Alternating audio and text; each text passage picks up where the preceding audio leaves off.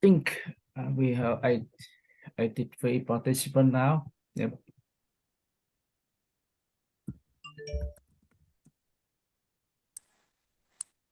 Hi, good morning, good afternoon from Australia. My name is Kien Nguyen. I'm a director of Mekong Organics. I would like to welcome all participants, delegations from Vietnam and Australia. First, I would like to begin by acknowledging the traditional owners of the land on which we meet today. I would also like to pay my respects to the elders, past and the present.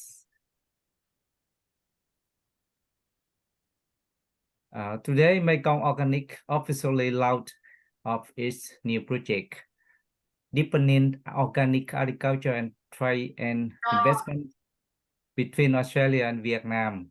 Online, we host online Zoom from 12 p.m. to 2:30 p.m. Canberra or 9 to 11:30 a.m. Hanoi time on the 15th of September 2023. The website of the project on the web on the right hand side, you can see the project website on Mekong Organic. Xin chào, em dịch. I wish. Yeah, can you translate? Okay. Yeah. Yes. Xin chào các bạn, thì tôi là Nguyễn Văn Kiền, là Director của Mekong Organics. Thì hôm nay chúng tôi xin được chính thức khởi động dự án mới với cái tên gọi là tăng cường thương mại và đầu tư về nông nghiệp hữu cơ giữa Úc và Việt Nam. Next, I would like to introduce from the part Australian Department of Foreign Affairs and Trade, Australia Vietnam Enhanced Economic Engagement Strategy Program, Mr. Chao Thursby-Pelham, the first Secretary Economic Australian Embassy, Mr. Tony Harman-Counselor, Australia Agriculture, and Chris Morley, Trade and Investment Commissioner, Australian Embassy in Hanoi. Next, Mr. Alan Proton, an organic educator for Mekong Organics, and he's the Vice President of the Organic Agriculture Association in Bairnsdale, Victoria, Australia. And Ms. Alex Mitchell, General Manager of NASA Organic, and Ms. Darlene Bray, the Managing Director of OB Organic, Mr. George Aramayo, the CEO, the Director of Agro Food, and Mr. Arnold Jorge, the CEO of Export Council of Australia from Australia. From Vietnam, we have Mr. Dr. Ha Phúc Mật, the President of Vietnam Organic Agriculture Association, Ms. Đặng Thị Bích Hường, the Vice President of Vietnam Organic Agriculture Association, Mr. Thị Tiết Nhung, Head of BGS Vietnam, and Dr. Ngô Thị Thu Trang, Vice Director of Center for Rural Development, CMO Odong, University of Social Science and Humanity, and Miss Fiona Hammers, Rotary Club of Hull.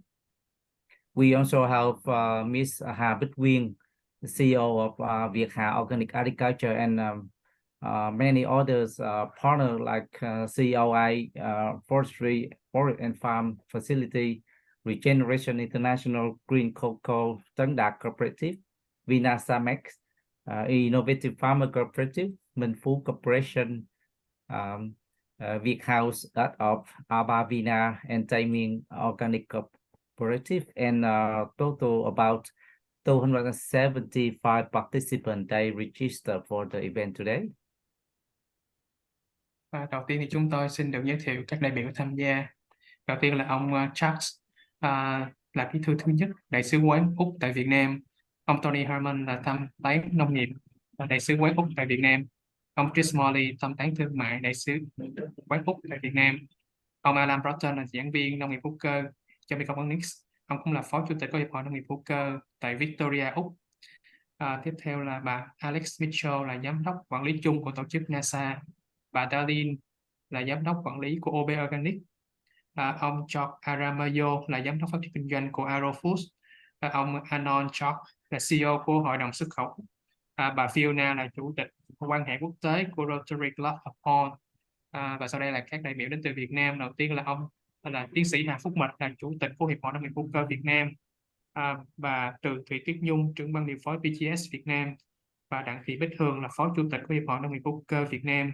Và tiến sĩ Ngô Thị Thu Trang là Phó Giám đốc Trung tâm Phát triển Nông nghiệp nông thôn Samon Udon. Cùng với các doanh nghiệp là bà Đặng Bích Quyên là CEO của Việt Hà cùng các doanh nghiệp khác. I wish to review the backgrounds of the projects. In 2021, Mekong Organic first received the first grant from AVEG program that we promoted organic food certification and trade between Australia. We implemented the project for 1 year, which included training session for 63 sessions of training, 3 hours a day, a session, and we got over 600 participants to join the program. And from that success, just recently in June 2023, we received a second grant from DFAT under AVEG Round Two to deepen the organic agriculture trade and investment between Australia and Vietnam. Thank you. I would like to acknowledge the great support from DFAT AVEG program. Tôi xin được nói một chút thông tin về dự án. Thì vào năm 2021 thì chúng tôi đã nhận được hỗ trợ đầu tiên. Thì trong thời gian đó thì chúng tôi đã tổ chức được một khóa học online. Thì mỗi một khóa học thì gồm có 600 học viên và học 3 tiếng mỗi ngày. Thì từ cái thành công đó thì đến tháng 7 năm 2023 chúng tôi nhận được hỗ trợ lần thứ hai từ DFAT. Và chúng tôi mong muốn rất là cảm ơn DFAT. And next we welcome to the 275 participants they register on our forum to attend the event. Today they include Australian business, Australian based organization, and Vietnamese business account for 58%, and academy, government agency, independent consultancy, and international agency, and farmer. We have, that figures journal today. Xin chào các quý đại biểu. Hôm nay thì chúng ta có tổng cộng là 275 người đăng ký tham dự, gồm có doanh nghiệp Úc, các tổ chức của Úc, và các doanh nghiệp Việt Nam chiếm 58%, và cũng như là các viện trường, các cơ quan và nông dân.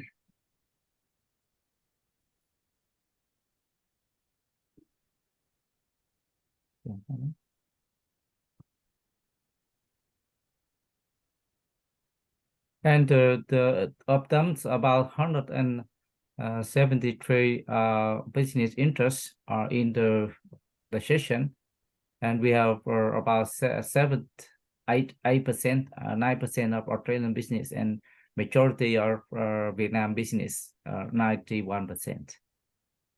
Chúng tôi nhận được là 173 phản hồi về cái mong muốn tham gia vào cái buổi hôm nay, là phần lớn là từ các doanh nghiệp của Việt Nam là 91,3%.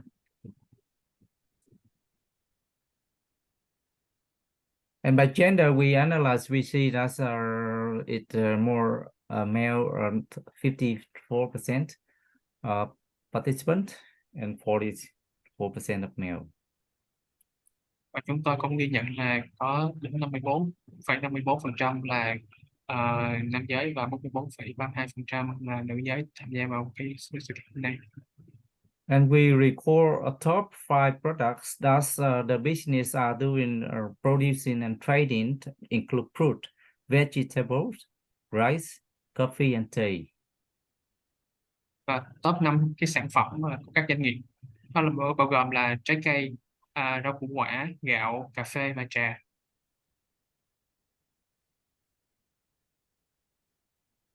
And in terms of export, about only you know company export about 33%. Yeah. Về xuất khẩu thì có đến 76,14% là doanh nghiệp đã xuất khẩu. And list of country export to Australia, Korea, America, Japan, and many countries mixes. The Philippines, China, Cambodia, England, Pakistan, and Singapore. That's the market they already exported, and 66% mix many countries. Và các quốc gia mà các doanh nghiệp đã xuất khẩu chẳng hạn như là Úc, Hàn Quốc, Mỹ, Nhật Bản, Trung Quốc, Campuchia, Anh, Uzbekistan, Singapore và phần lớn là các quốc gia. But next, I wish to share you the agenda today. First, we are briefly introduce Laut project. Next, I wish to invite default to Mr. Charles Thursby-Pelham, the first secretary. Economic Australian embassy in Vietnam present about Vietnam AVEG Australia Vietnam enhanced economic engagement round, and then followed by Mr. Tony Harman and Chris Morley talk about trade investment between Australia and Vietnam. And then Vietnam Organic Agriculture Planning and Strategy talk by presented by Dr. Hà Phúc Mật. And next we introduce detail about the project AVEG Round Two by me. And we have break 5 minutes. And after break, we will hear the introduction from Mr. Arnold Jorge, CEO of Export Council Australia. He will talk about the involvement of Export Council of Australia in this project, followed by the business engagement session presented by Ms. Alex Mitchell, General Manager of NASA Organic, Ms. Darlene Ray, Managing Director of OB Organic, Ms. Hà Bích Quyên, CEO of Việt Hà Organic Agriculture, Ms. Sami Macron, Managing Director of Sazi Savi, and Mr. George Ramayo, Business Development Director of AgroFood.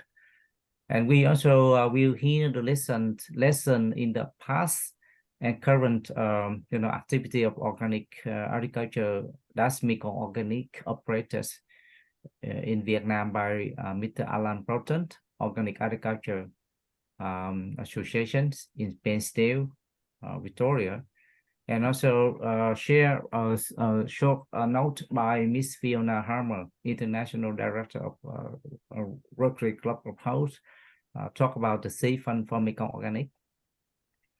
And then we followed by Dr. Trang will talk about the involvement of Udon Rural Development Center of University of Social Science and Humanity Vietnam National University to co-host the export ready training for an organic agriculture trade and investment forum in Ho Chi Minh City. And Ms. Đặng Thị Bích Hường will talk about the roles of VOAI to co-host the export ready training and organic agriculture trade investment forum in Hanoi next year. And we have session for question and discussion and closing at 2:30 p.m. Canberra or 11:30 a.m. Hanoi. Thank you. Đây là chương trình của ngày hôm nay. Thì đầu tiên chúng tôi xin mời ông Charles trình bày báo cáo của ông. Next we share that's our team project team member. And next I wish to invite Charles. Are you there? Yes, I'm here, Mr. Kien. Yeah. Charles, you are. Can you share your screen? We can attempt to share our screen. Yes. Yeah. Anyone? Although we don't, understand the presentation. although Like, do you have presentation? Dr. Kien, I don't have a presentation for my remarks. Tony then will have one for his. Okay. Which we understand, Ken, that you have the slides and can control from your end. Is that correct? Yes, but for Charles, he said he should speak without slides. Just speaking, yes. Yeah. Great. Okay. Thank you, Dr. Kien, for that introduction. Of course, it's an absolute pleasure to be here today for the opening of this workshop and for this project. Particularly happy to be here with my floating head, Tony, and our colleague Chris. But I understand being a year to the date where the first Vietnam Economic Engagement Grant, or AVEG grant, was started as well. So I just, in very first part, I really want to congratulate Dr. Kien and everybody at Mekong Organics and all of those involved in this project. It is incredible that there's over 270 people participating. The agenda and the program looks really good. And just as a side note, amazing gender balance that you've got. So that's really good too.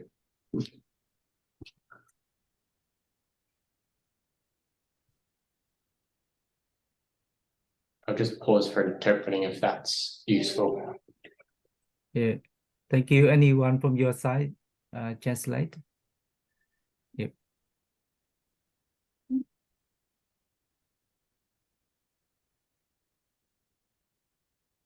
In the plan, he said that he translate for you, but now he Maybe does. push mute for a second. Yeah. We're just checking on our side, Dr. Kien. Yep. Anyone? Have you got any written? I did not take note. Can you mute? Have you got any written notes that someone could read out and get them?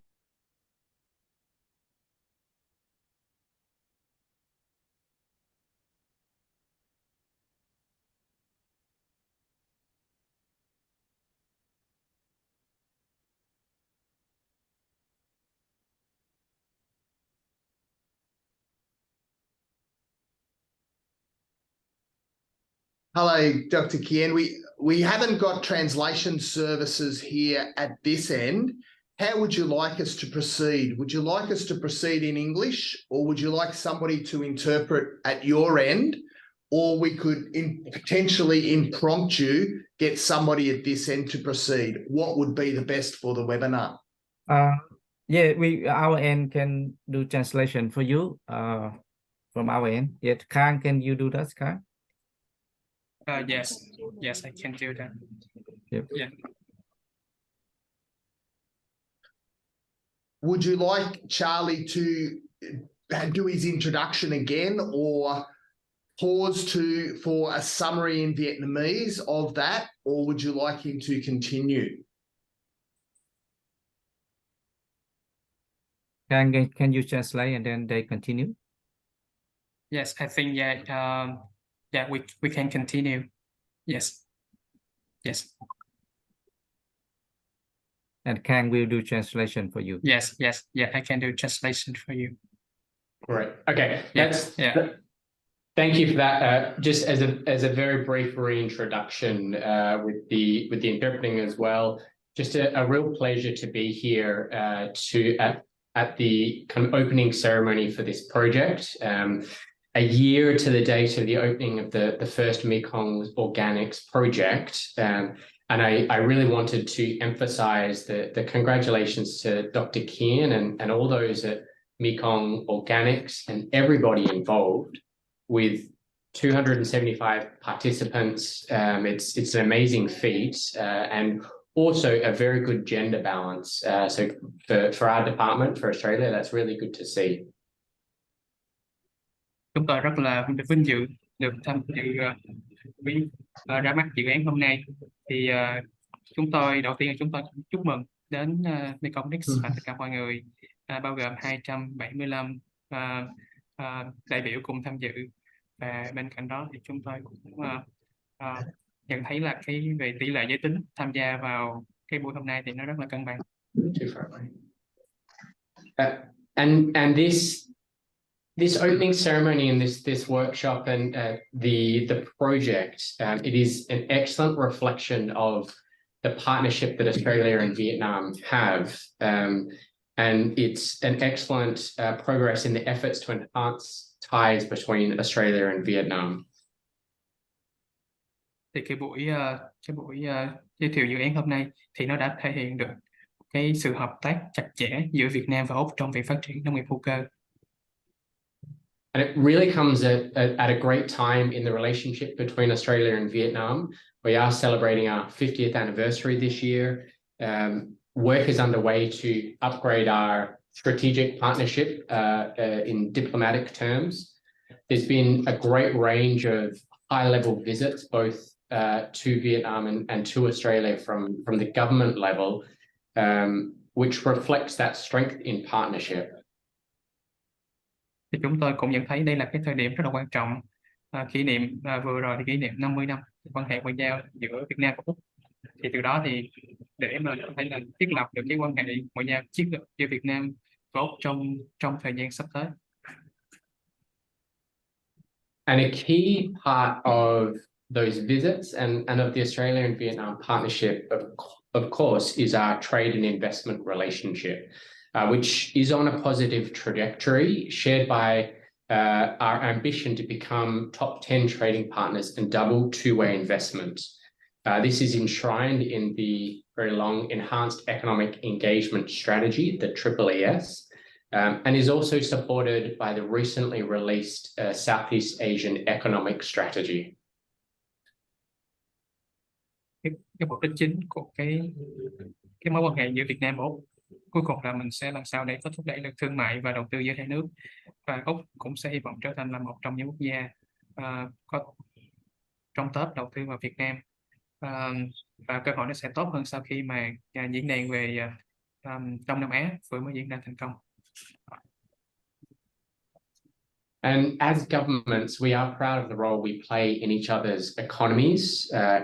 Last year in 2022, Australia became Vietnam's 7th largest trading partner, although in the first 6 months of this year, that's dropped down to 8th, but we're still going the right way. And also in 2022, Vietnam became Australia's 10th largest goods trading partner, which was up from 14th in 2020. Về cái vai trò của chúng tôi trong cái nền nông nghiệp và trong cái nền kinh tế thì rất quan trọng. Chẳng hạn năm 2022 thì chúng tôi là nhà xuất khẩu lớn nhất vào thị trường của Việt Nam. Tuy nhiên 2023 thì giảm xuống là thứ 8. Đối với Việt Nam thì năm rồi Việt Nam trở thành là nhà xuất khẩu lớn thứ 10 vào thị trường của Úc. And of course, the two-way trade in agriculture, fisheries, and forestry products is a key part of this relationship, which I will let my colleague, the floating head Tony and Chris talk about after this. Thì chúng tôi cũng xin mời Charles and sẽ giới thiệu về phần tiếp theo. But what I really wanted to emphasize is that there is enormous potential between the trade and investment relationship between Australia and Vietnam. And this is something that sits at the heart of the EEES, the Enhanced Economic Engagement Strategy, which was released in December 2021. And it was the first strategy that was developed jointly between Australia and Vietnam, and was developed in close consultation with industry, research institutes and government. Chúng tôi cũng nhận thấy là tiềm năng rất là to lớn trong cái mối quan hệ về đầu tư và ngoại thương giữa Việt Nam và Úc, đặc biệt là sau cái thời điểm 2021 thì sẽ có rất nhiều ngành hàng sẽ được hưởng lợi từ cái mối quan hệ này. And the strategy recognized that business and industry are critical to taking the economic relationship to the next level. So what's quite exciting, an early outcome from the EEES was the release of the AVEG pilot grant round in 2021, which Mekong Organics was a part of. That pilot round was awarded 28 grants to Australian entities and supported a whole range of activities on policy, research, training and outreach. Và chúng tôi cũng nhận thấy là từ cái thành công của cái dự án AVEG vào năm 2021 và nó tạo cái tiền đề cho những cái cơ hội tiếp theo. And the pilot round contributed to an increased understanding by Australian businesses of opportunities, also created economic opportunities. It supported 20 female entrepreneurs in Vietnam to receive training to build their capacity and reached 300 Australian businesses with support to grow and diversify exports and supply chains to Vietnam. Dự án tiếp theo thì chúng tôi sẽ mong muốn là tập trung vào kinh tế và đặc biệt là hỗ trợ cho các nhà khởi nghiệp, đặc biệt là nữ giới 20 và cũng như là các doanh nghiệp và của Úc. And as the government, we're really happy to have had this AVEG grant round number 2, and that Mekong Organics is a part of that again. So this round and the purpose of the grants is to capitalize on the momentum from the first round, but importantly to further deepen that economic relationship between Australia and Vietnam and assist some of those policy objectives under their economic strategy in helping us to become and maintain being top 10 trading partners and doubling that two-way investment. Về vòng thứ hai của dự án thì chúng tôi là hy vọng là chúng ta sẽ có thể là tiếp nối được cái thành công của cái dự án ở vòng 1 và bên cạnh đó thì chúng tôi cũng hy vọng là sẽ tạo ra được những cơ hội về kinh tế từ những cái chiến lược lúc ban đầu. And we're looking forward to, through this project, through Mekong Organics expertise and through everybody involved in this project, we're looking forward to that increased public awareness of Australia's economic opportunities in Vietnam, more high quality partnerships between the two countries, and increased capacity from Australia to engage with Vietnam, both in existing and emerging areas of economic interest. Với những cái kinh nghiệm và chuyên môn từ Mekong X thì chúng tôi mong muốn là sẽ có thể là tăng cái nhận thức công chúng về cái việc mà phát triển được những cái mối quan hệ hợp tác với hai quốc gia càng ngày chất lượng hơn và cũng như là những cái khả năng của hai quốc gia. And Australians and Vietnamese have long-standing ties, whether it's our government, our business representatives, our trade and investment communities. And we do have a deep desire and energy to do more. And that really, again, I would say it again, reflected in the participation today and in this project itself. Chúng tôi cũng nhận thấy là cái mối quan hệ giữa Úc và Việt Nam không chỉ rất là mạnh mẽ trong chính phủ mà còn về hợp tác về kinh tế. Thì chính vì từ đó mà chúng tôi rất là mong muốn được làm nhiều hơn nữa, đặc biệt là tham gia vào cái buổi hôm nay. And so just in closing, I want to emphasize again that this the AVEG program round 2 is a key aspect of the implementation of the economic strategy, the AAES. And it's through projects like this that provides that opportunity to strengthen both the government, but also the people-to-people relationships. And your contributions through that trade and investment relationship will continue to support the growth and our common economic prosperity. Thì cuối cùng thì tôi muốn nhấn mạnh lại là từ cái dự án thứ hai này chúng tôi mong muốn là sẽ có thể là phát triển hơn nữa những cái cơ hội giữa hai quốc gia thì có thể chúng ta có thể phát triển sâu rộng hơn về những cái lợi ích giữa hai bên. And Dr. Kien and team, I really look forward to hearing the outcomes of this project and continuing to engage where we can. Obviously, I wish you all the best in the project. Look forward to hearing more about it. And thank you all again for the time for today. but also for contributing to this grant process. Chúng tôi cũng hy vọng là sẽ được biết được kết quả của cái dự án này. Cảm ơn Dr. Kien. Thank you, Charles, for your informative and great, fascinating presentations. I wish to continue with invite Mr. Tony Harman and Chris Morley to talk about to update with us about food trade or trade and investment between Australia and Vietnam in the last few years. Thank you, Tony and Chris. Yeah. And Kang will do the same translation for you. Thank you very much, Kien. It's fantastic to be here again to build on the success of the first project.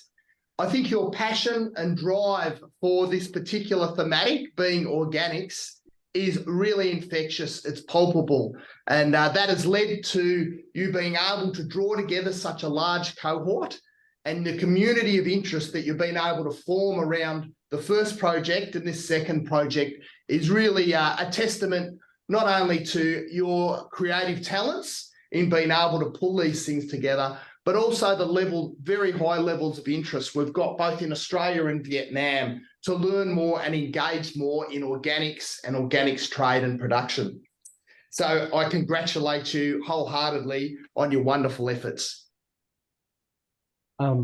Lời đầu tiên thì tôi chúc mừng thầy Kien và nhóm Mekong Organic với cái thành công của cái dự án lần đầu tiên, với những cái sự tham gia đông đủ của mọi người và kiểu tạo được cái sự tích cực từ cái kết quả của chương trình.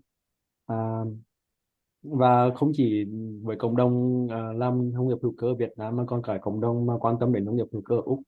Là thành thật và từ tận tôi rất là chân thành, trân quý và chúc mừng nhóm Mekong Organic. I would like to today to just give a little bit of an overview of the Australia-Vietnam agricultural relationship and essentially the foundations for that success of that relationship. Thì buổi hôm nay tôi sẽ chia sẻ một số cái thông tin nó ngắn gọn về cái hoạt động kinh tế về nông nghiệp hữu cơ giữa Úc và Việt Nam. Australia and Vietnam have very complementary agricultural profiles. We have different climates, different soil types, different terrains, different economies of scale, different production systems.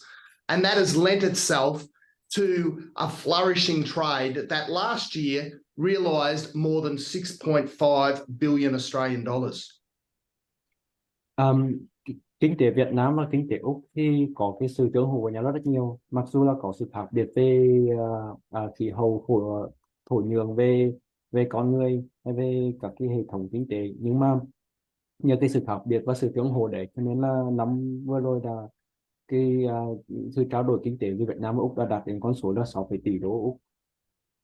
tỷ đô Úc. If we could just turn to the next slide, we've got some figures that we've put together that really puts in context the nature of the Australia-Vietnam agricultural trading relationship. So if we could turn to the next slide, you will see that Vietnam is now Australia's 4th highest agricultural trading partner or export partner for agricultural, fisheries and forestry goods. And last year, Vietnam as a market leapfrogged Indonesia, South Korea and Europe, and now sits only behind China, Japan and the US as Australia's largest, and is now Australia's 4th largest export destination for agriculture, fisheries and forestry products. Xin mời ban tổ chức chuyển sang slide tiếp theo. Thì ở slide này thì chúng ta có thể thấy được là top 10 cái thị trường xuất khẩu nông thủy sản nông nghiệp của Úc trong năm tài chính vừa rồi, và Việt Nam thì đứng thứ 4 trong cái danh sách này, chỉ sau Trung Quốc, Nhật Bản và nước Mỹ. The impressive growth figures are demonstrated in this table, and as you can see, there was almost a 50% increase in trade year on year, and this is for the 12 months to the 30th of June 2023, and that represents a compound annual growth rate of more than 17.3% over the last 10 years. And that means that Vietnam has been Australia's fastest growing agricultural export market. Với những con số được tô màu đậm ở đây thì mọi người có thể thấy đó là cái tốc độ tăng trưởng của thị trường xuất khẩu Việt Nam nó tăng lên trên 50%, và tốc độ tăng trưởng kép hàng năm trong vòng 10 năm trở lại đây là 17%, mà có thể thấy đấy là con số lớn nhất trong những cái danh sách top 10 thị trường xuất khẩu nông sản nông nghiệp của Úc ở trong năm vừa rồi. If we could turn to the next slide, this provides even greater context for the outstanding performance of our trade relationship. As you will see, Australia's three biggest export markets are the world's three biggest economies, being China, Japan, and the US. And then you go down to Japan, which has a GDP ranking in 2023. It's gone up slightly the last 6 months, but it sits around 37th. So that really is phenomenal when you look at the size of the Vietnamese economy and the GDP per capita, which is significantly less than many of our other markets, yet we were putting nearly $5.2 billion worth of agriculture, fisheries and forestry product into this market last year. Với cái danh sách ở đây thì mọi người có thể thấy đó là mặc dù so với những cái nước ở top 1, 2, 3 mà có cái nền GDP, nên tổng sản phẩm quốc nội rất là cao, rất nhiều hơn so với Việt Nam. Việt Nam xếp thứ 13, 17 trên thế giới, trong khi những nước kia đứng 1, 2, 3. Nhưng mà cái tổng kim ngạch xuất khẩu của Úc sang Việt Nam này rất là lớn, để chứng minh được cái mức độ xuất khẩu thị trường của Việt Nam từ Úc. I spoke earlier about the complementarity of our agricultural economies, but there are other factors that are driving this outstanding performance in trade. Among those are the proximity. We are regional neighbours. It is only somewhere between sort of 10 and 13, 14, 15 days on a boat to get product from Australia to Vietnam. We have a number of flights that are bringing product in. We have a high growth economy here in Vietnam with a strong appetite for Australian premium ingredients and also those consumer ready products. And by that, I mean the high end meat, dairy, fruit and vegetables, those products that you see in retail. Also, we see with Vietnam, those factors of competitive advantage that have seen Vietnam become an outstanding success story in manufacturing are also driving demand for Australian premium commodities such as cotton, wheat, barley, the feedstocks that fuel the high-value agribusiness supply chains here in Vietnam that generate provincial prosperity and wealth for Vietnam in the value add that they contribute to the economy. Ở đây có rất nhiều cái lý do để lý giải cho cái sự phát triển của Việt Nam như một cái thị trường xuất khẩu lớn của Úc. Thì một trong lý do quan trọng nhất đó là bởi vì cái vấn đề địa lý, thì bởi vì Việt Nam và Úc không có cách xa nhau, nên là nếu mà những cái sản phẩm xuất khẩu được di chuyển trên đường biển thì mất khoảng tầm 10-15 ngày, còn có những cái chuyến bay trực tiếp từ Úc sang Việt Nam. Thêm một vấn đề nữa là ở Việt Nam, một lý do nữa là Việt Nam thì nhu cầu cho các sản phẩm cao cấp như là thịt hay là hoa quả từ Úc cũng rất là cao, và cái khả năng sản xuất các cái sản phẩm về may mặc của Việt Nam rất là tốt, cho nên là đây cũng là một thị trường để mà xuất khẩu các cái và sản phẩm như là cotton từ Úc sang Việt Nam. And you can see from this slide, it profiles the top 10 products that Australia is putting into Vietnam, agricultural products. So you'll see cotton, that's Australia's biggest market. It is also Vietnam's biggest source of cotton, with about a third of Vietnamese imported cotton coming from Australia.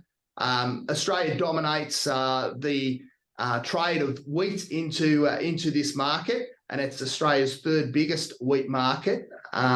Barley as well, very important, increasingly as a source of feed for piglets, but also used to produce malt.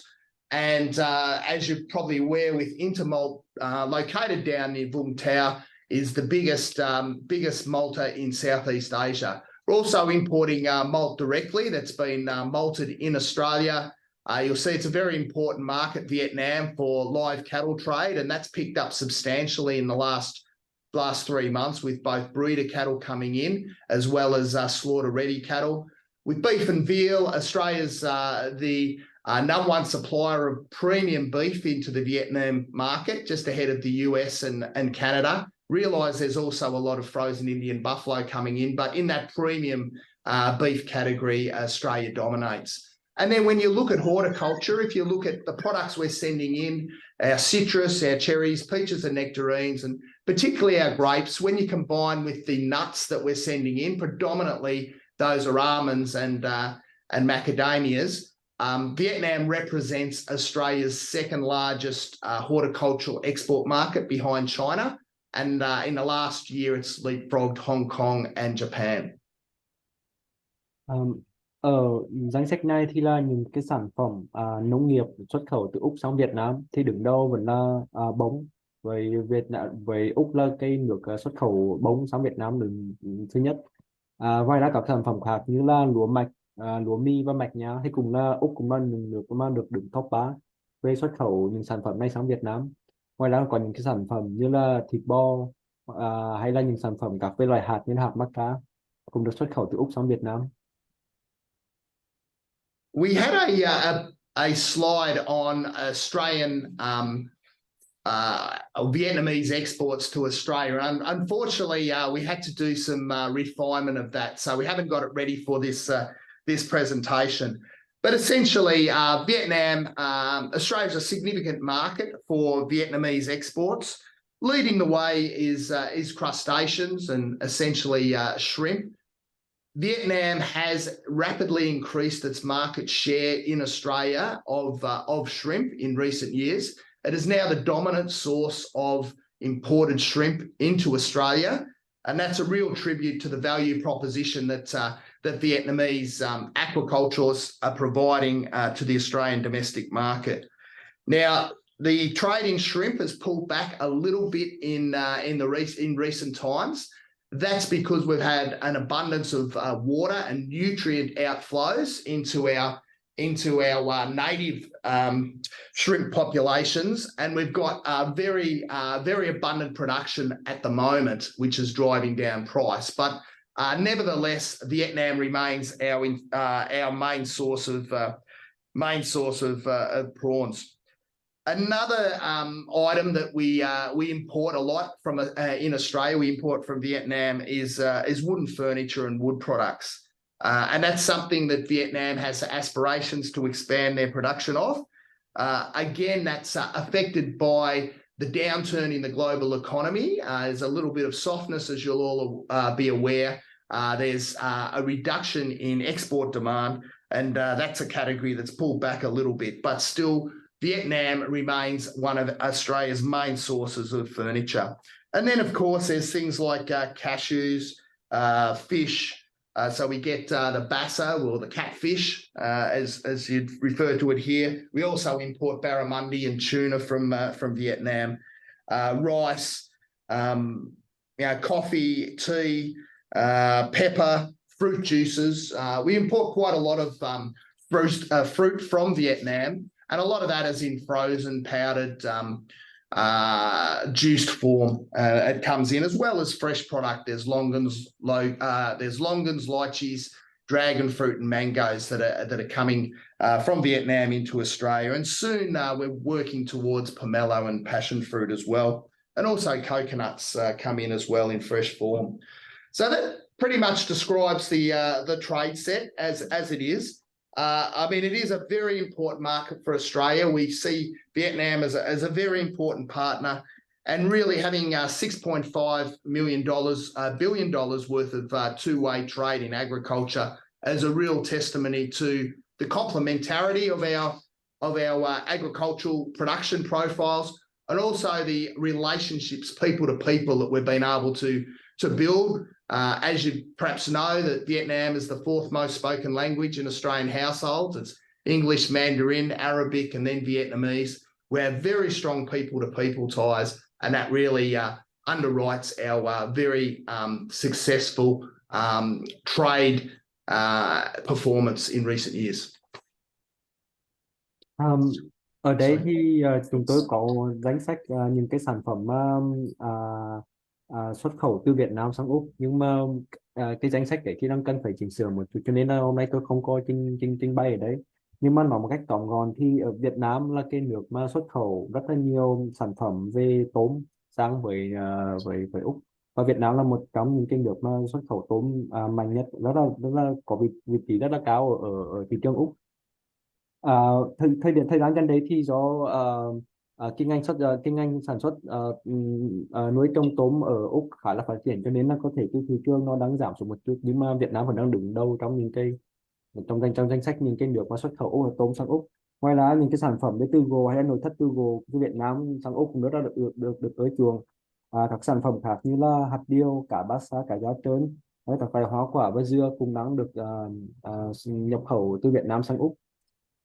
Thì chúng ta có thể thấy đó là với cái trao đổi thương mại với kim ngạch lên đến 6,5 tỷ đô Úc, thì mối quan hệ giao thương giữa Việt Nam và Úc rất là mạnh mẽ. Ngoài ra đấy không chỉ ngoài cái vấn đề của mối quan hệ giao thương mà còn là quan hệ giữa cộng đồng, giữa người và người, và chúng ta có thể biết là ở Úc thì tiếng Việt là cái ngôn ngữ được phổ biến trong top 5 các cái ngôn ngữ ở Úc, cho nên là điều này nói đến cái sự gắn kết rất là bền chặt giữa Úc và Việt Nam. I will now hand over to my colleague, Mr. Chris Morley, who's the Trade Commissioner, Austrade Trade Commissioner here in Hanoi, for a few comments. Over to you, Chris. Thanks, Tony and Charlie and Dr. Kien. My name is Chris Morley. I'm the Trade and Investment Commissioner up here in Hanoi, and also the third person who decided to wear the Harry Potter invisibility cloak this morning. There we go, look at that. But yeah, look, I'll just make some short notes. Austrade is the federal government's trade promotion facilitation agency. Our mandate is pretty clear. We're here to deliver three things, the three I's as I like to call it, for Australian business, and that's insights, information and introduction.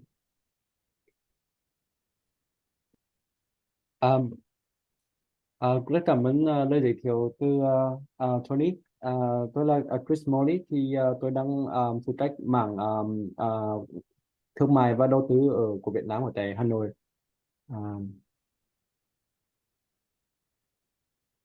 Yes. Sure. Yeah.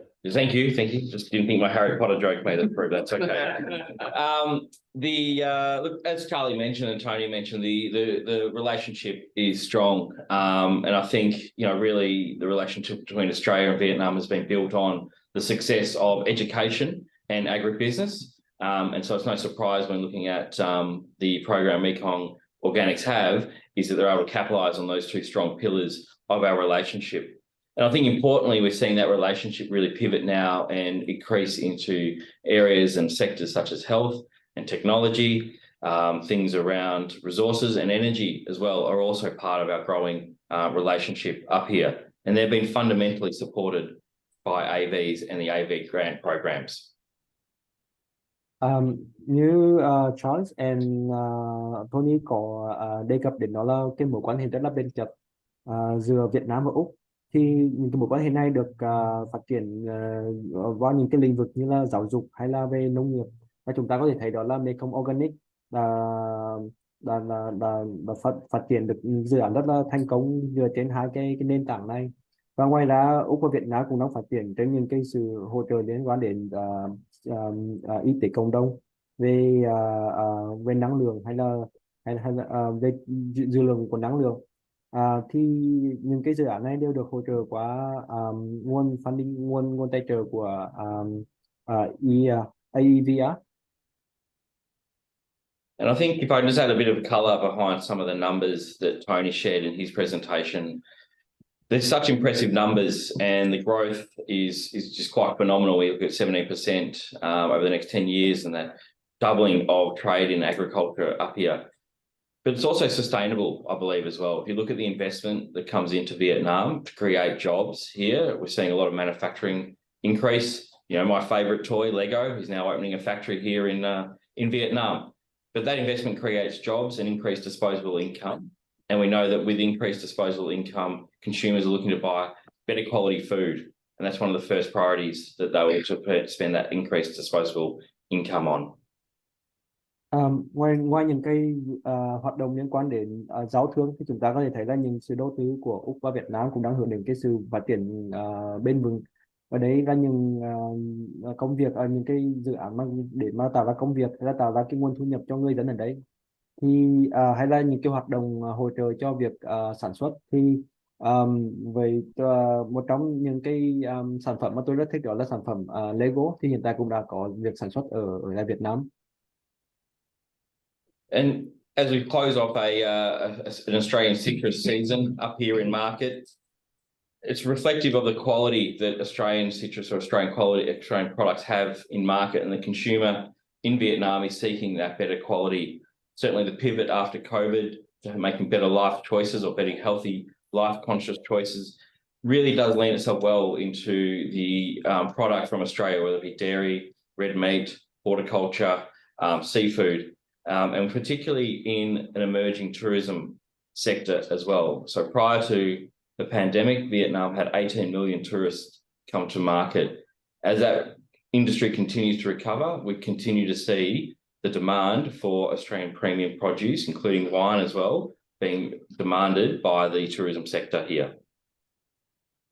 Ngoài ra chúng ta có thể là có những cái sản phẩm của Úc cũng đang rất là được, đặc biệt là những sản phẩm mà cao cấp như là chanh quýt, hay là sản phẩm về sữa, hay là sản phẩm về thịt ở Việt Nam thì đang rất là được có nhu cầu với những sản phẩm cao cấp từ Úc.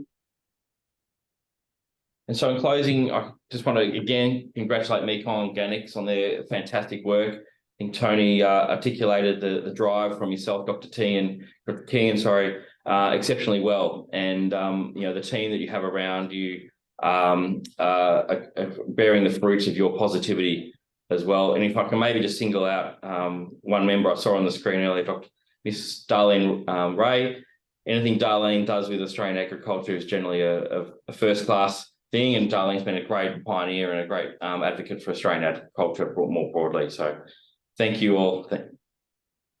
Một lần nữa thì tôi rất là chúc mừng thầy Kiên và nhóm Mekong Organics với những hoạt động hỗ trợ trao đổi thương mại và đặc biệt là về nông nghiệp hữu cơ giữa hai nước. Và tôi chúc là chương trình này sẽ có rất nhiều sự thành công và được sự hỗ trợ của cộng đồng giữa hai nước. Thank you, Chris and Tony, for your very informative presentation about trade and investment in agriculture between two countries. That's a very good information for the participants here. They will know more about the two-way trades between Australia and Vietnam, and especially the not only the economic ties but also the people and people. Like you mentioned, the Vietnamese language is the poor language in Australia, and you know, and more Vietnamese people know well about Australian product in Vietnam also. That's a very good progress, and we expect to contribute part of this story. Thank you. And next, I wish to invite Dr. Hà Phúc Mịch. He's the president of Organic Agriculture Association, that's the national body of Vietnam. Dr. Mịch will talk about organic agriculture planning strategy in Vietnam, and Mr. Đức continue to translate. I think Dr. Mịch talk the whole presentation, and then Mr. Đức will translate the summary of his talk.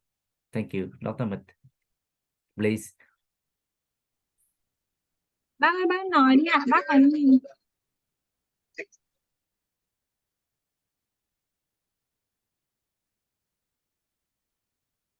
Xin mời tiến sĩ Mịch.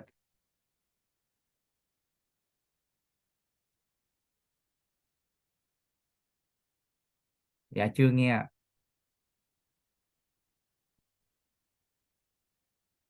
Đây ạ, bác nói đi ạ.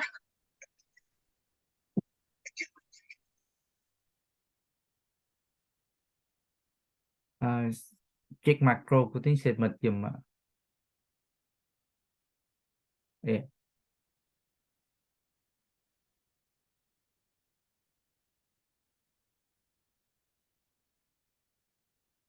Dạ xin chưa nghe được tiếng Việt mật, chưa nghe được. Bác ơi, bác nói À, ạ. dạ bác sĩ Mịch tiến sĩ Mịch sẽ nói thông qua cái link cái tài khoản của bạn Ngọc VOA á thầy. Dạ. Tại Ủa vì vậy cái hả? mic của bác Mịch bị có vấn đề. Ok rồi, bắt đầu đi Ngọc. Dạ. Bác ơi, bác nói đi ạ, bắt đầu rồi ạ. Ngọc ơi gọi điện cho bác ấy đi, khổ quá, bác có nghe thấy đâu.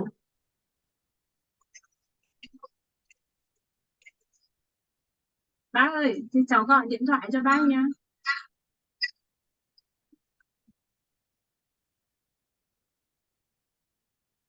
Mọi người Sorry đợi for một xíu ạ. technological issue.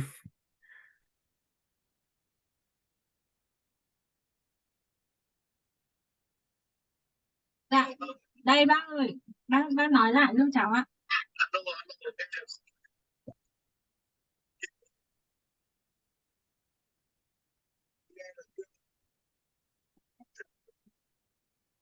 Thì bây giờ... Vâng ạ, nói nhỏ lắm bác ạ. Bác ơi, hay là bác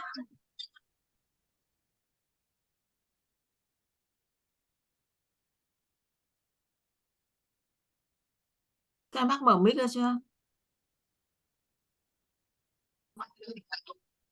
đây bác ơi, bác nói lại dạ. Thôi đây cô cháu mở hết cho các lần bây giờ là chị ơi. Mọi người có nghe được không ạ? Chỉ nghe mỗi tiếng Ngọc thôi.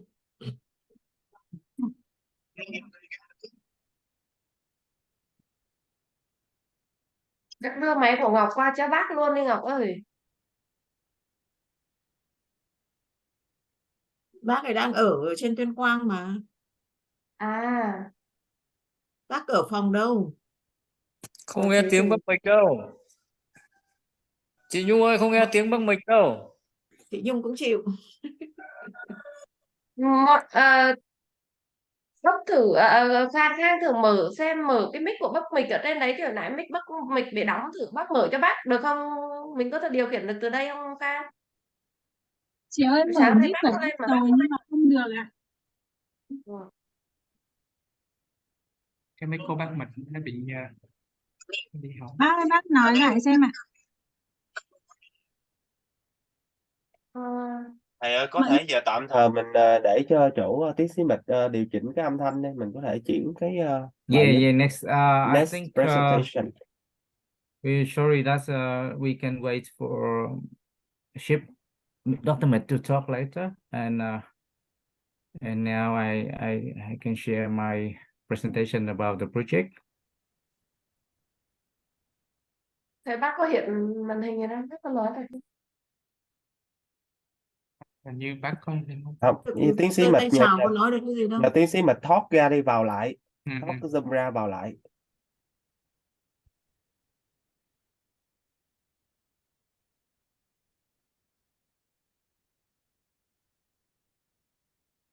Next, I'm sorry that's for technical issue. I will talk briefly about the project that we talk today. That's first I introduce you about the Mekong Organics. It is limited company. It's Australian company based in Canberra. We support small farmers and small business in the Mekong regions and South Asia. Our team we have diverse team from technical expert, economic, social, gender, community development, and agriculture. And also we have graduate student and undergraduate student, or even student at university. They involved with us. We aim to do 10 activities. to promote organic agriculture in the region and to support industry and linkage between Australia and Vietnam. And we sometimes to host a study tour for Vietnamese delegation and also Australian delegation to visit Vietnam two-way. And here we have partners in in the first round we received over 47 partners involved in the project, and now we have more partners to join with Mekong Organic.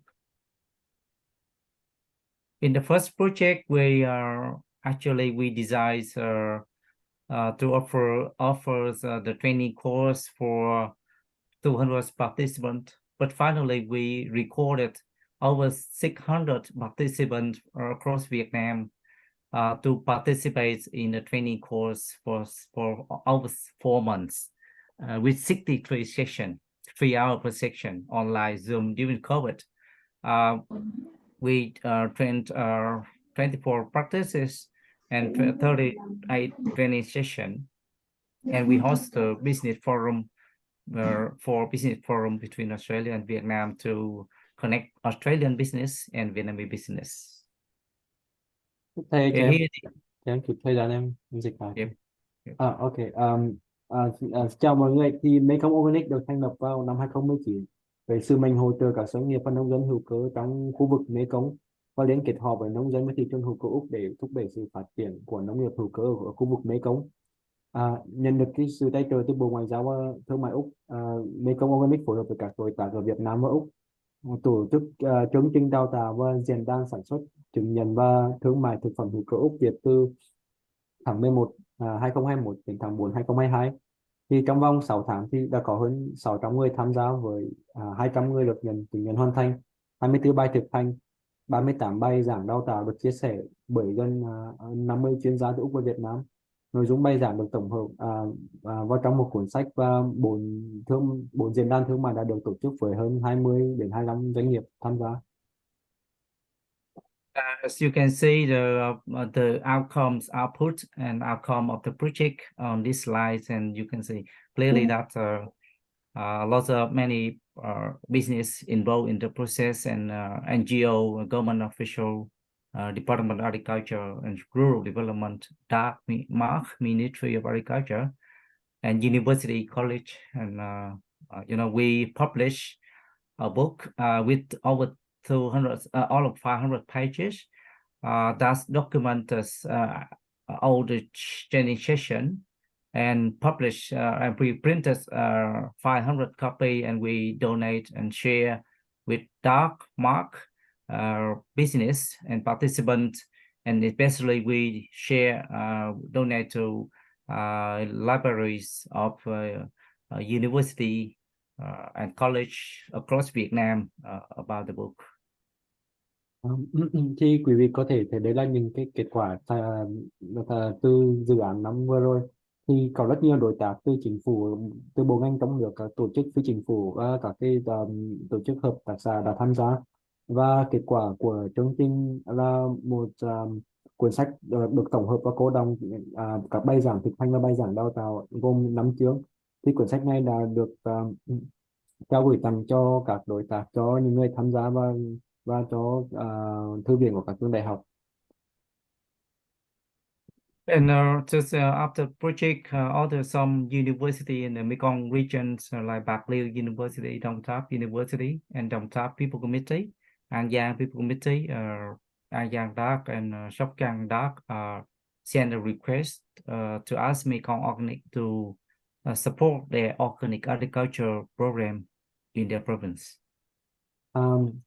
Nhờ qua chương trình này và thì Mekong Organic đã được nhận lời đề nghị từ các trường đại học như là đại học Bạc Liêu hay đại học Đồng Tháp hay đại học An Giang để mà tạo ra những cái khóa hỗ trợ hay là những chương trình hỗ trợ phát triển nông nghiệp hữu cơ ở khu vực. Just come into from the the fruitful success of the phase 1, we finally receive the fund for the run for phase 2. with the title Deepening Organic Agriculture, Trade and Investment between Australia and Vietnam. The aim is to deepen the organic agriculture and trade relationship between Australia and Vietnam, Australian and Vietnamese business, and we will offer export-ready training for 30 Australian business and about 60 Vietnamese business to attend the export-ready training, and we also will do Australia Vietnam Organic Trade, Organic Agriculture Trade and Investment Forum in Hanoi and in Ho Chi Minh City. And it's more importantly, we will host a study tour, organic study tour for Vietnamese businesses, partners, and organizations to visit Australian organic businesses and farmers in Australia next year. Nhằm tăng cường mối quan hệ thương mại nông nghiệp hữu cơ giữa doanh nghiệp Việt Nam và doanh nghiệp Úc, thì Mekong Organic đã xin được nguồn tài trợ từ Bộ Ngoại giao và Thương mại Úc để tập huấn sẵn sàng xuất khẩu cho 30 doanh nghiệp Úc và 60 doanh nghiệp Việt Nam. Dự án sẽ tổ chức chuyến học tập nông nghiệp hữu cơ cho 17 doanh nghiệp đối tác và tổ chức tại Úc. Thêm vào đó thì dự án sẽ tổ chức diễn đàn thương mại và đầu tư nông nghiệp hữu cơ Úc Việt Nam tại Hà Nội và Hồ Chí Minh. Chương trình đào tạo tại Úc sẽ được bắt đầu vào tháng 3 năm 2024 với việc gặp gỡ và trao đổi kiến thức cùng các doanh nghiệp và tổ chức nông nghiệp hữu cơ ở Úc. This is the study tour. We design a study tour supported by Mr. Alan Broughton from Organic Agriculture Association. He's an expert of Mekong Organic, and we are partnered with Export Council of Australia and Peter Randall's Organic Rice and Vietnam Australia Trade Promotion Center in Melbourne.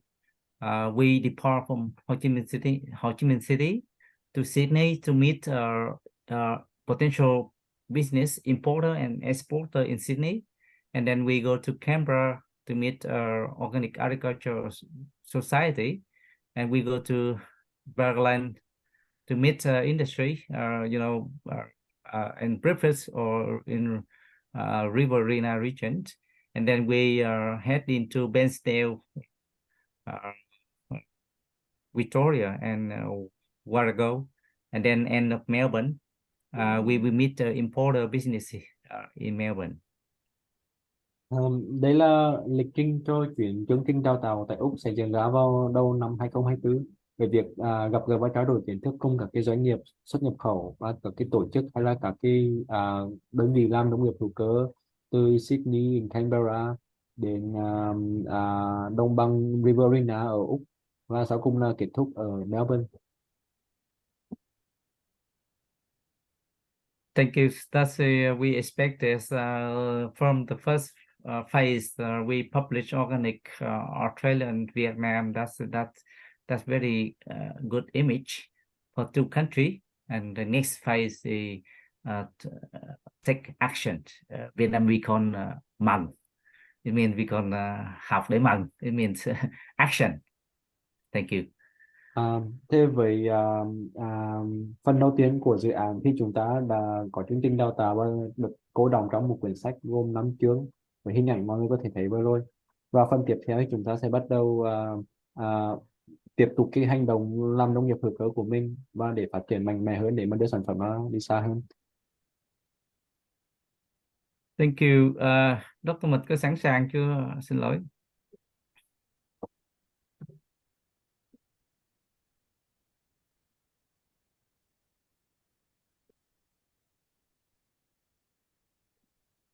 Dr. Mịch sẵn sàng chưa gì bên bệnh?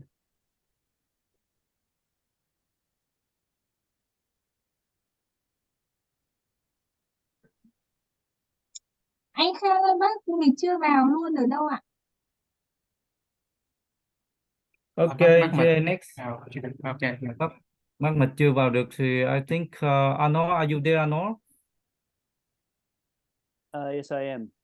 Yeah, I think because one speaker missed the technology have problem, and then I wish to invite you to talk on behalf, move further. Is that possible for you? Yes, thank you, Dr. Kien. And Okay. no need to show the slides really. You could probably share it subsequently or after today's session, just because I'm conscious of the time. Yep. Again, thank you very much for the invitation to be involved in this project. I will keep my comments very brief, but hopefully somebody can translate. So I'll Yep. start now.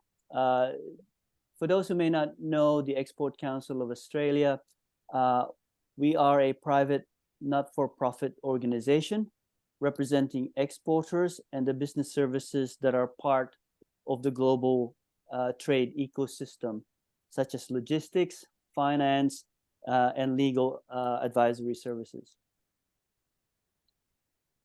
Xin chào các bạn, thì tôi là Hanoi.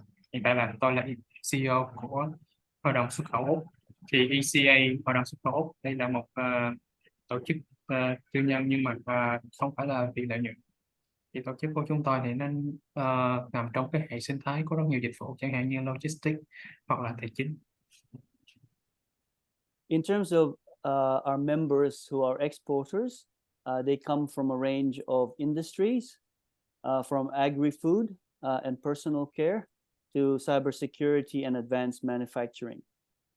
We work closely with Australian governments at all levels, at the federal, state, and even local, in implementing programs and developing policies.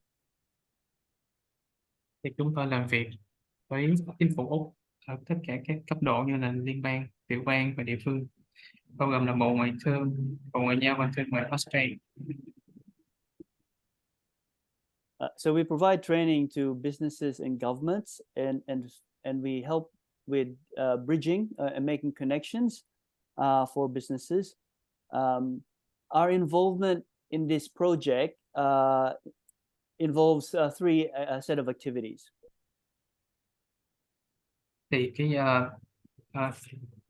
hội đồng của chúng tôi sẽ cung cấp các buổi tập huấn dành cho các doanh nghiệp, cũng như là chúng tôi sẽ kết nối các doanh nghiệp với nhau. Và cái sự tham gia của chúng tôi vào dự án này gồm có 3 hoạt động. So the first activity will be, and Dr. Kien has already mentioned this, is that we will conduct export-ready training for Vietnamese businesses. This will be in person in Ho Chi Minh City and Hanoi. It will involve or cover issues like export documentation, international marketing, and intellectual property protection. Về hoạt động đầu tiên đó là hoạt động về tập huấn về sẵn sàng để xuất khẩu ở Hà Nội và thành phố Hồ Chí Minh. Thì trong cái buổi tập huấn này nó sẽ bao gồm những cái nội dung chẳng hạn như là về xây dựng các giấy tờ pháp lý cho việc xuất khẩu, về việc tiếp thị quốc tế và cũng như là bảo hộ trí tuệ. Secondly, we will run 2 online information sessions. Now, these will be targeted at Australian businesses, and we will provide information on how to do business in Vietnam. Và cái hoạt động tiếp theo là sẽ bao gồm 2 buổi tập huấn online cho các doanh nghiệp về các cơ hội kinh doanh tại Việt Nam. So thirdly, we will assist Mekong Organics with the visiting Vietnamese delegation to Sydney, and we will try to arrange some meetings with Australian businesses. So thank you. I think I might leave it there. That concludes my remarks. Và cái hoạt động cuối cùng đó là sẽ tổ chức một chuyến giao lưu giữa doanh nghiệp Việt Nam và Úc tại Sydney. Thì tôi cũng sẽ tổ chức những cái buổi gặp gỡ cho các doanh nghiệp tại đây.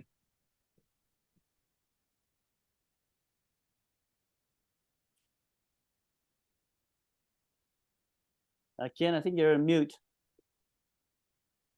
Thank you, Mr. Arnold, the CEO of Export Council Australia. I wish to thank a lot about your engagement with Mekong Organic to support the industry, especially the trade and export two ways between 2 countries. and your expertise and your team knowledge about that, and our business waiting for you in person in Vietnam, and also we hope to see Australian business via online event very soon in November. Thank you so much. And I think we have a 5-minute break, and then you have coffee and tea, and then we come back in 5 minutes now. 1:18, we have 5 minutes. 1:23, we go back. Chúng ta And sẽ có 5 after, phút. Yep. Chúng ta sẽ có 5 phút để nghỉ ngơi, và sau đó chúng ta sẽ quay lại và bắt đầu cho bài báo cáo tiếp theo. Yeah. After a break, we will have the time for business, Australian businesses and Vietnamese business to share their story and with our participants. Yeah.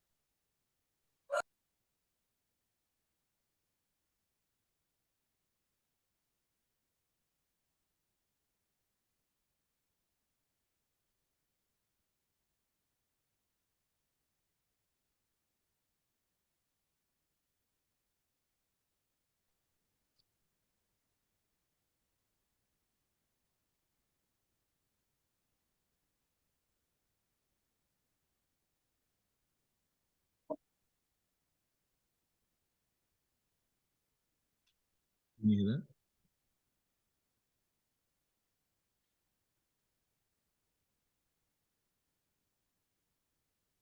Testing. Testing. It's not going through this.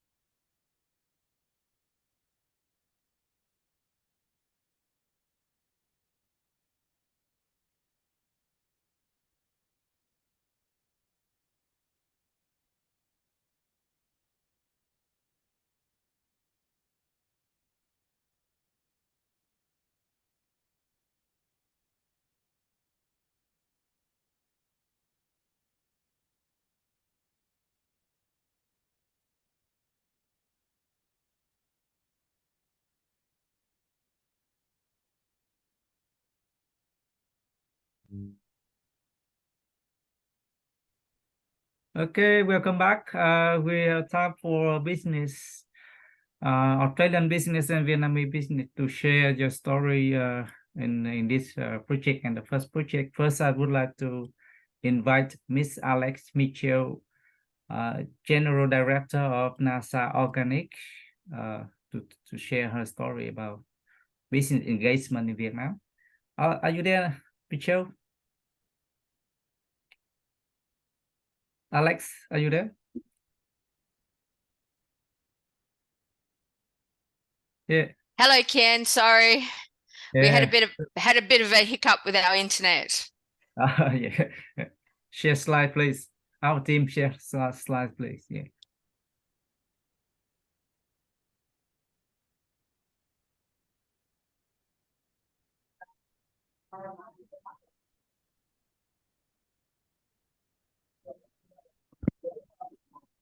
Am I right to go, Kien?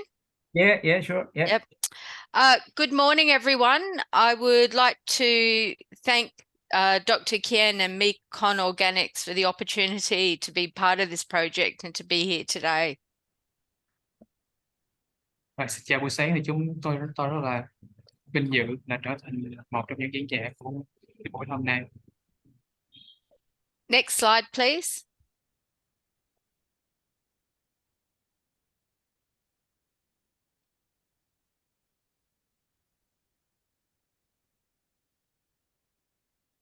Next slide, please. Who look up the slide, please.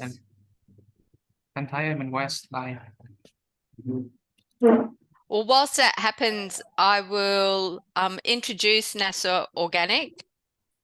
NASA Organic, as an organisation, started in 1986 as part of a group of Australian farmers who were concerned and interested in setting up an organisation that brought together all those people who were interested in organic farming and producing organic products. Thì tổ chức của tôi được thành lập lại khi một nhóm những người quan tâm về nông nghiệp hữu cơ, thì chúng tôi tập hợp lại với nhau và chúng tôi thành lập nên NASA. We were one of the original members of IFOAM International and are very proud to be a member of IFOAM Asia today.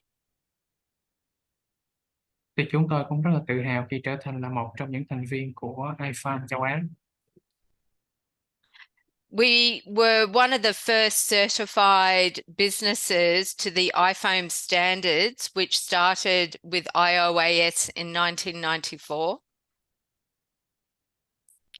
Chúng tôi cũng trở thành tổ chức đầu tiên mà chúng tôi đạt được cấp được cái khả năng chứng nhận về hữu cơ từ IFOAM. We're very committed to international development of the organic industry, as we understand that trade forms a large part of what it is that the international organic industry needs. Và chúng tôi cũng nhận biết được rằng việc giao thương giữa các quốc gia về nông nghiệp hữu cơ là một trong những động lực sẽ thúc đẩy việc phát triển nông nghiệp hữu cơ trên toàn thế giới. And we keenly recognize the importance of bilateral trade in business development between countries. Nhưng mà vì vậy chúng tôi thấy rất là quan trọng trong việc thúc đẩy cái mối quan hệ về nông nghiệp hữu cơ giữa hai nước. NASA Certified Organic, which was the previous slide, is our wholly owned subsidiary, which is our certification business as part of NASA Organic. Thì chúng tôi cũng cung cấp những cái dịch vụ về chứng nhận hữu cơ cho các doanh nghiệp. We provide, or NCO provides certification in both regulated markets in China, US, EU, South Korea, Japan, and Switzerland, as well as unregulated markets, which are serviced by IFOAM standards and the NASA standard. thì chúng tôi cũng cung cấp chứng nhận hữu cơ cho các nước chẳng hạn như là Mỹ, Trung Quốc, Hàn Quốc, Nhật Bản, Thụy Sĩ, và bên cạnh đó thì chúng tôi cũng cung cấp những cái dịch vụ cho các quốc gia khác. In Australia, our certified organic land has grown in the last few years from 35 million hectares to over 53 million hectares, which is 70% of global land certified under organic management. Thì theo thời gian, hiện tại cái diện tích về canh tác nông nghiệp hữu cơ của chúng tôi đã tăng từ 35 triệu hecta lên 53 triệu hecta, chiếm 70% về diện tích hữu cơ trên toàn thế giới. In Australia, this equals around $851 million in direct benefit to the Australian economy and $2.6 billion indirect to the gross domestic product of Australian economy. Thì về nông nghiệp hữu cơ đã đóng góp là 851 triệu đô trực tiếp vào nền kinh tế Úc và 2,6 tỷ đô một cách gián tiếp vào cái nền kinh tế Úc. This means there are over 12,500 full-time employees in Australia and over 22,000 employees employed in some way in the organic industry in Australia. Và chúng tôi cũng tính toán là có 22.000 người tham gia vào ngành nông nghiệp hữu cơ tại Úc. In over the 37 years that NASA Organic has been operating, we have continued to be committed to the long-term development goals and have had a relationship with Dr. Kien for a long time as he's developed the Mekong Organics. As he's developed the Mekong Organics trade partnership between Australia and Vietnam. Thì trong 37 năm phát triển cho tới hiện tại, chúng tôi luôn mong muốn sẽ có những bước phát triển dài hạn hơn, đặc biệt là những mối quan hệ với Dr. Kien bên Mekong.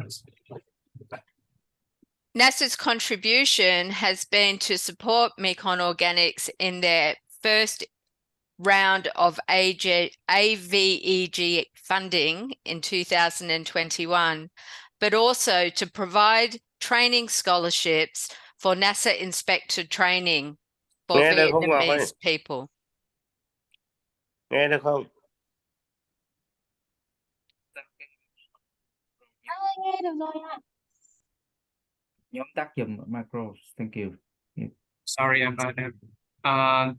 Thì vai trò của NASA trong thời gian qua đó là chúng tôi cũng đã tham gia vào dự án Bây giờ nghe được không? vào 2021. Nghe được không? Sorry. Dạ, nghe được rồi thầy ơi. Dạ, có thể thầy chút nữa thầy tham gia lại được. Dạ. Am I right to go? Am I right to Yeah. continue? Yeah, just wait for me. I still have something left.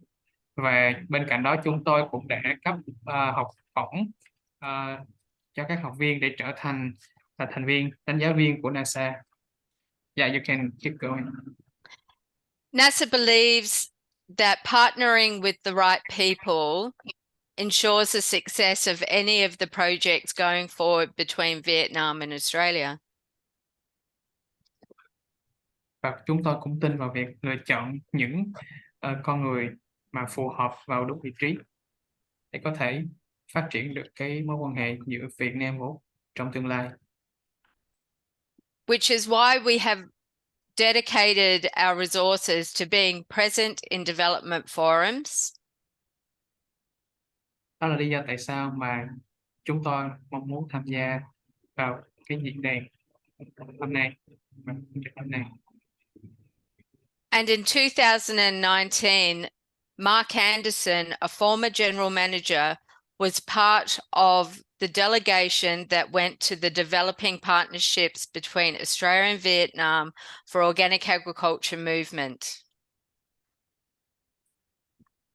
Thì vào năm 2019 thì quản lý trước của NASA thì cũng để có thúc đẩy một cái chương trình để mà có thể là đẩy mạnh phát triển mối quan hệ hợp tác về nông nghiệp hữu cơ giữa Việt Nam và Úc. As part of our role in this project, in 2022-23 program, we will help to facilitate business-to-business introductions, to learn the opportunities and impediments for partnerships between businesses in Vietnam and Australia, and assist in technology and knowledge transfer between Australia and Vietnamese supply chains. Và đến giai đoạn 2022 đến 2023 thì chúng tôi sẽ tham gia vào việc điều phối các mối quan hệ hợp tác doanh nghiệp với doanh nghiệp giữa Việt Nam và Úc. Đồng thời chúng tôi cũng mong muốn tìm hiểu về cơ hội các trải nghiệm trong việc hợp tác giữa hai nước, và đồng thời là chúng ta cũng sẽ hỗ trợ chuyển giao kiến thức và công nghệ về chuỗi cung ứng giữa Việt Nam và Úc. NASA Organic remains committed to helping both Australian businesses and Vietnam businesses in being able to increase the trade, and I look forward to seeing some of you in January when we come over. Và chúng tôi cam kết vào việc thúc đẩy giao thương và thương mại doanh nghiệp giữa hai quốc gia, và chúng tôi cũng rất là hy vọng sẽ được tham gia vào cái lớp học sẵn sàng xuất khẩu vào tháng 1 năm sau. Thank you, Dr. Kien, for allowing us to be part of this important project, and I wish you all the success. Và chúng tôi cảm ơn Mekong và thực hiện và để cho chúng tôi có thể trở thành một thành phần quan trọng của dự án này. Thank you, Alex.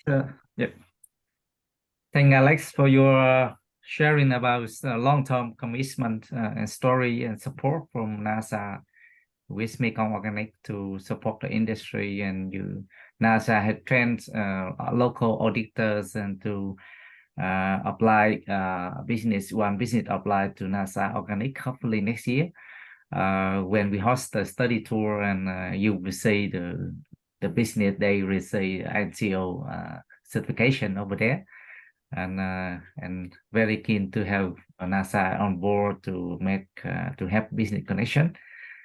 Thank you, and can you stop sharing, please? And next, I wish to invite Ms. Darlene Ray, the Managing Director of AVEG Organic, who has support Mekong Organic a lot in terms of connection with business partner in Australia, and also support our application, and that's a very leading organic industry in Australia. Darlene, are you there? I am. Can you hear me, Dr. Kien? Yeah, clear. Thank you. Hello, everyone, and welcome again to the people that I perhaps met online last year. We are a certified organic beef exporter that exports all over the world, including to Vietnam. Xin chào, tôi là Darlene, thì tôi tới từ AVEG Organic. Thì hôm nay thì chúng tôi xin trình bày về doanh nghiệp của mình, đó là chúng tôi sản xuất thịt bò hữu cơ và xuất khẩu đi khắp nơi trên thế giới. We export to both Hanoi and Ho Chi Minh City, and we sell to a number of businesses in Vietnam. Hiện tại chúng tôi đã xuất khẩu đến hai thành phố, đó là Hà Nội và thành phố Hồ Chí Minh. I have in the chat function shared with you some resources. So I just wanted to say thank you to Dr. Kien for the project that he ran last year. And I want to thank the Australian government for funding this training again. Thì tôi cũng có để cái phần thông tin về OB ở vào phần khung chat. Để cho các bạn có thể theo dõi. Thì đồng thời chúng tôi cũng muốn cảm ơn Dr. Kien và chính phủ đã tài trợ cho buổi hôm nay. What is fantastic about Dr. Kien is that he has recorded all the training sessions and has put them on YouTube, and that is very important because we can't only be training the people in this virtual room, we have to make sure that the learnings from Vietnam to Australia and Australian to Vietnam are shared with more stakeholders around the world, and it's great to see that these resources are available on YouTube. Và tôi cũng rất là vui mà khi chúng ta biết là Econics và Dr. Kien đã lưu lại tất cả những cái video để có thể là chia sẻ với tất cả mọi người trên YouTube.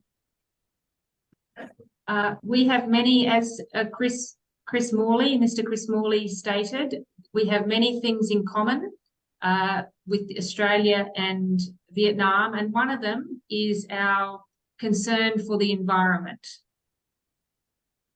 Và chúng tôi cũng có những mối quan tâm tương tự giống như Chris Morley có nói khi nãy là chúng tôi quan tâm về không chỉ là sản xuất mà còn về môi trường. And also in the chat, I have put some links to some documents that we have or positions that we've translated into Vietnamese to show that our concern for the environment is the same as Vietnam's concern for the environment. Chúng tôi cũng có để vào khung chat những cái đường link để dẫn tới những cái thông tin về những mối quan tâm về môi trường của chúng ta. And we not only sell to Vietnam, we also have a lot of followers on Facebook that live in Vietnam. Và chúng tôi cũng có những người theo dõi tôi từ Việt Nam. So we've been on Facebook for over a decade, but you'll be interested to know that the city with our second highest followers on Facebook is actually Hanoi. Và chúng tôi hiện trên fanpage của chúng tôi trên Facebook thì chúng tôi cũng đã có khoảng được 10 năm và phần lớn những cái người theo dõi chúng tôi ở Việt Nam phần lớn là đến từ Hà Nội. I think that shows that there are a lot of people in Vietnam that are really interested in food from Australia. They're interested in where their food comes from, and they're willing to pay a premium for food that is sourced from Australia, which is guaranteed to be clean and safe. Thì chính từ điều đó sẽ chứng minh được rằng là sẽ có khách hàng người Việt Nam họ thực sự họ quan tâm đến sản phẩm của chúng tôi, không chỉ là an toàn mà còn về tốt cho môi trường. And we are very pleased to be invited by Dr. Kien to participate in this second training program, and we look forward to sharing our experience of 25 years of exporting and also learn from our Vietnamese friends. Thì chúng tôi rất là vinh dự được tham gia vào cái buổi chia sẻ lần thứ 2 hôm nay để có thể chia sẻ kinh nghiệm của chúng tôi trong 25 năm qua. Thank you, Dr. Kien. Cảm ơn Thanks, Dr. darling. Kien. Yeah, very good, very fascinating story that we have learned that your company only have 8 employees, but you export globally, and especially the AVEG Organics is the leading company, small business to apply digital technology in marketing communication. Our participant last year, 2 years ago in the project, and the first project learned a lot from that, and you inspire them a lot about application of marketing digital, in marketing. We want to hear you more when in next year they will be here in Sydney. Hope to see you in Sydney as well. Thanks. And next, I wish to invite Ms. Hà Bích Nguyên. She the CEO of Việt Hà Organic Agriculture. That's Việt Hà engaged in the AVEG project in round 1, and Mekong Organic facilitate the process between Việt Hà and NASA NCO, NASA Organic to certify come and certify organic agriculture for Việt Hà. Are you there, Quyến? Dạ có. Yeah, yeah.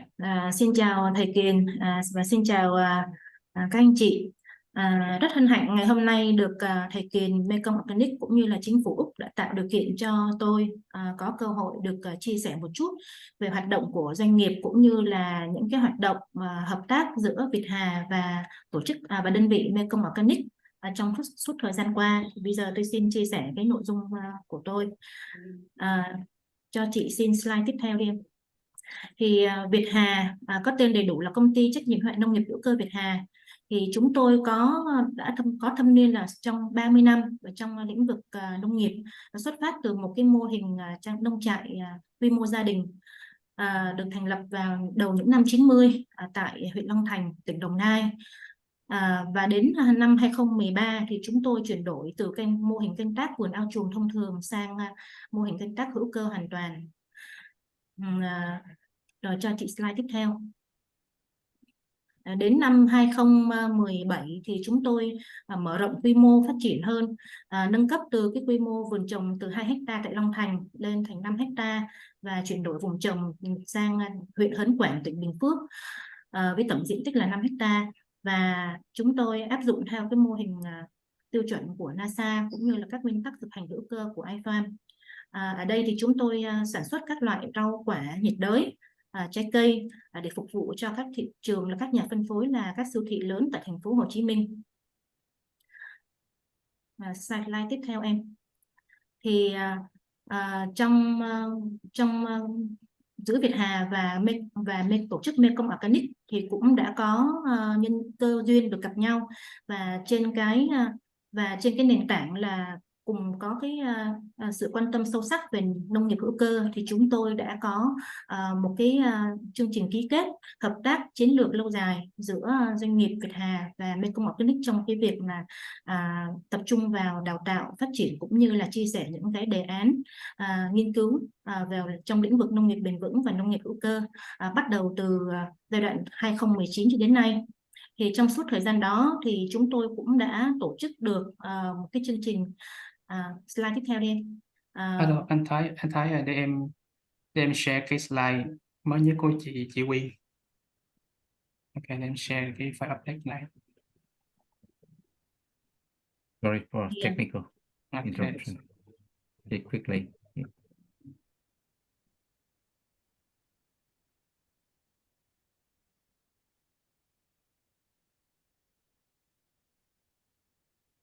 Đúng rồi đây.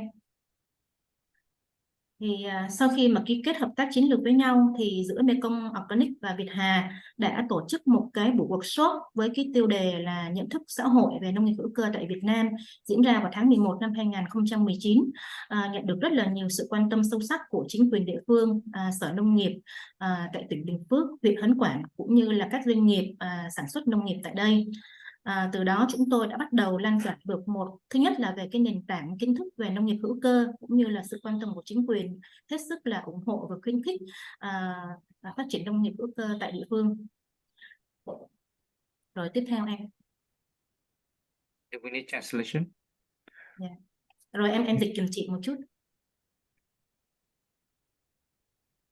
Hello everyone. So we are from the organic farming company limited, and we have 30 years of experience in agriculture since 1991, and we have practiced organic agriculture since 2013.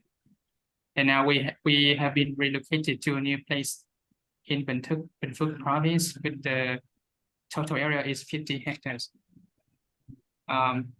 Now with the Mekong Organics, right now we cooperate to promote organic farming in education and training, and we also co-host workshop social awareness about organic agriculture in Vietnam. And we are the first private agribusiness in Vietnam was certified by NASA. Okay. Rồi tiếp theo thì thông qua cái sự giới thiệu cũng như là hỗ trợ của đơn vị Mekong Organic, thì Việt Hà là đơn vị doanh nghiệp mà tư nhân đầu tiên về sản xuất nông nghiệp hữu cơ, làm việc với lại bên tổ chức NASA để đánh giá chứng nhận hữu cơ cho nông trại của Việt Hà. Thì năm đầu tiên đánh giá là vào năm 2022 và hiện tại là chúng tôi mới tái đánh giá vào tháng 8 vừa rồi năm 2023. Và và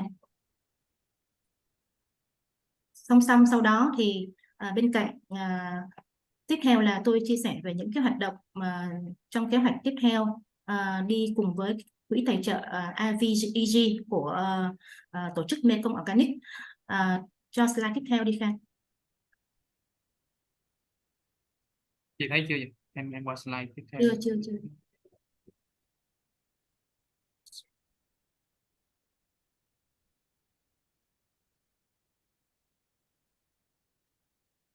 Rồi. Ok. Rồi. Thì trong năm 2020, từ giai đoạn 2021 đến 2022 thì Việt Hà đã tham gia cái khóa đào tạo về thương mại giữa Việt Nam và Úc, cũng như là và chương trình chứng nhận hữu cơ. Và tiếp theo là trong cái giai đoạn thứ hai thì Việt Hà sẽ đồng hành cùng với đơn vị Mekong Organic tham gia các chương trình kéo dài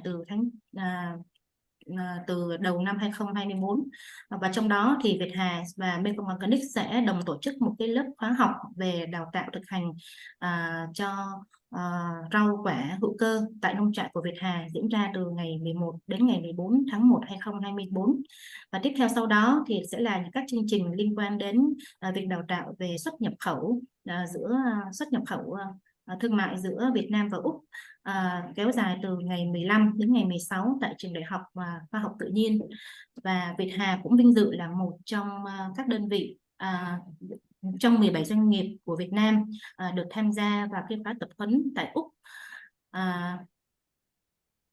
vào tháng 3 2024. Thì trên đây là một số những cái chia sẻ về hoạt động giữa Việt Hà và Mekong Organic, và xin cảm ơn Thầy Kien rất là nhiều đã tạo điều kiện cho Việt Hà không có những cái cơ hội về học tập, trao đổi và không ngừng phát triển để Việt Hà có thể tiếp tục được lớn mạnh trong thời gian sắp tới. Và xin cảm ơn rất là nhiều và xin cảm ơn các anh chị đã lắng nghe. In the first round of the project, we attended the online course from 2021 to 2022, and in the round 2, we will attend the opening ceremony, and we will co-host a training course, organic agriculture production certification, post-harvest techniques for fruits and vegetables at our farm. And we also attend the export ready training for businesses at Salmon Udon Center at University of Social Science and Humanity. And we also are very glad to become a member of the study tour to Australia in the next year. And we are very thankful for becoming a speaker today. Thank you. Thank you, Ms. Nguyen, for her sharing about the partnership between Mekong Organics and Việt-Hà Organic, and especially we make trade connection.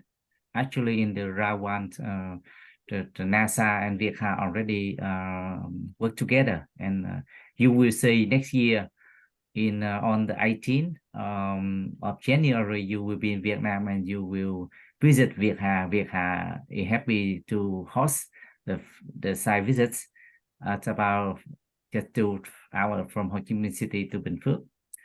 And next, I wish to invite Samir Macron. She is the managers of Sase Savage, the organic skin care. That's accidentally I met her at the APEC event hosted by the Export Council of Australia.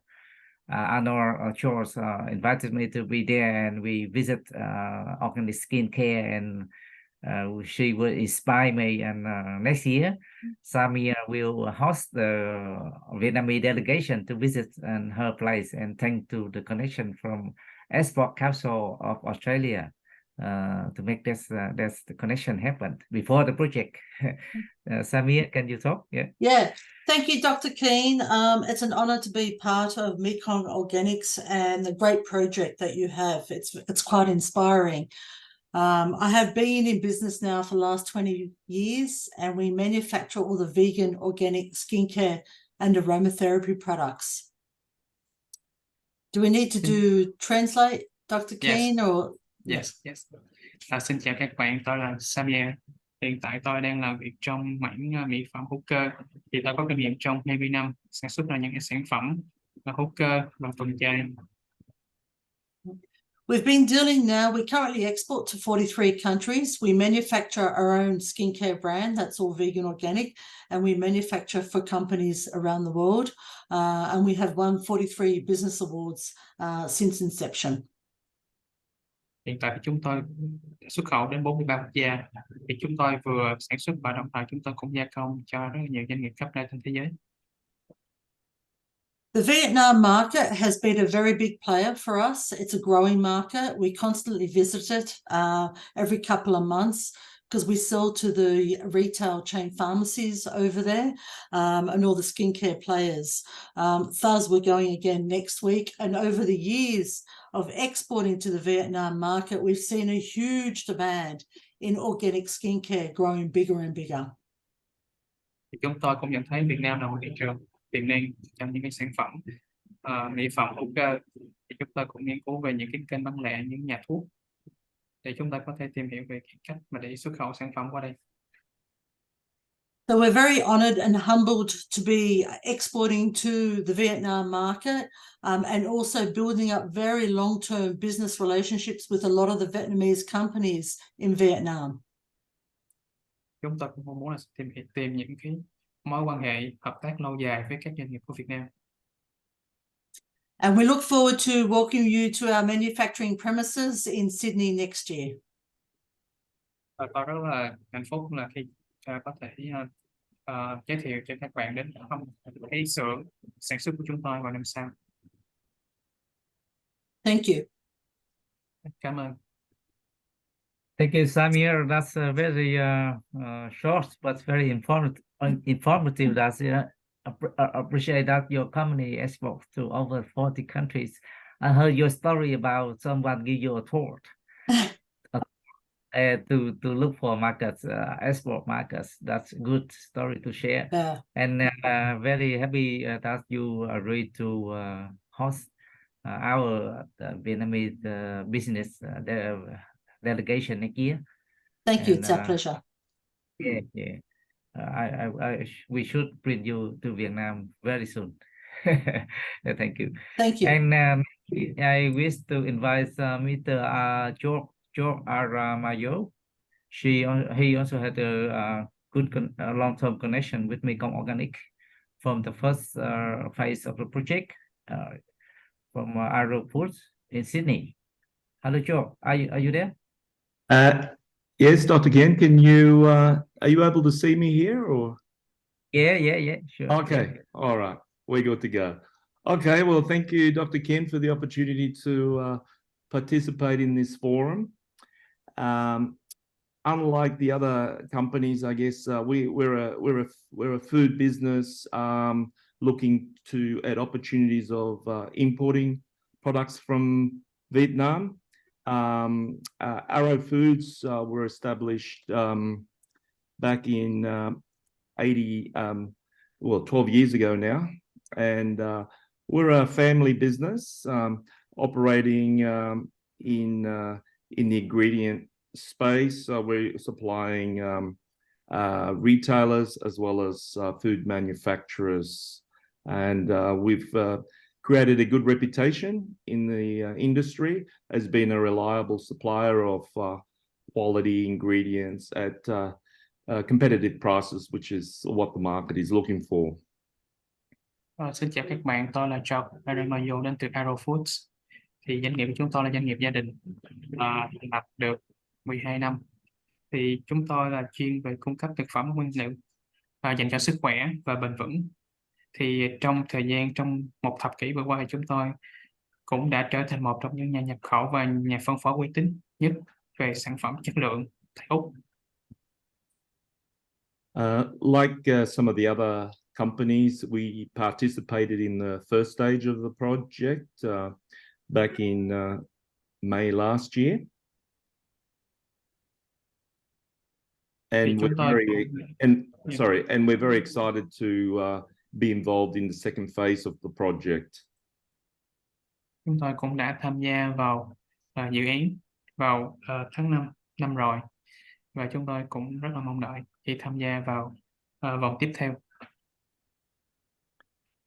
As an importer of food products into Australia and New Zealand, we're very keen to gain a better understanding of the capabilities of the Vietnamese market. Thế cho chúng tôi cũng hy vọng là chúng ta sẽ tìm hiểu được những cái cơ hội và khả năng để có thể hợp tác giữa hai quốc gia. Yeah. Dr. Hi, Chuck. So we just checked like the technical issue about like the slide is not running. Yes. Yes. How many slides? Bạn có thể mình chuyển qua slide được không anh? Hình như nó chưa có chuyển qua.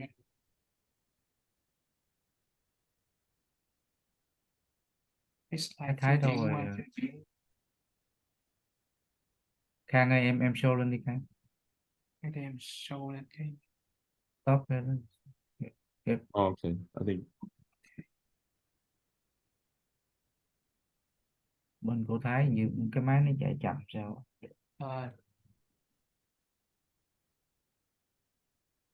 Do you see your slide?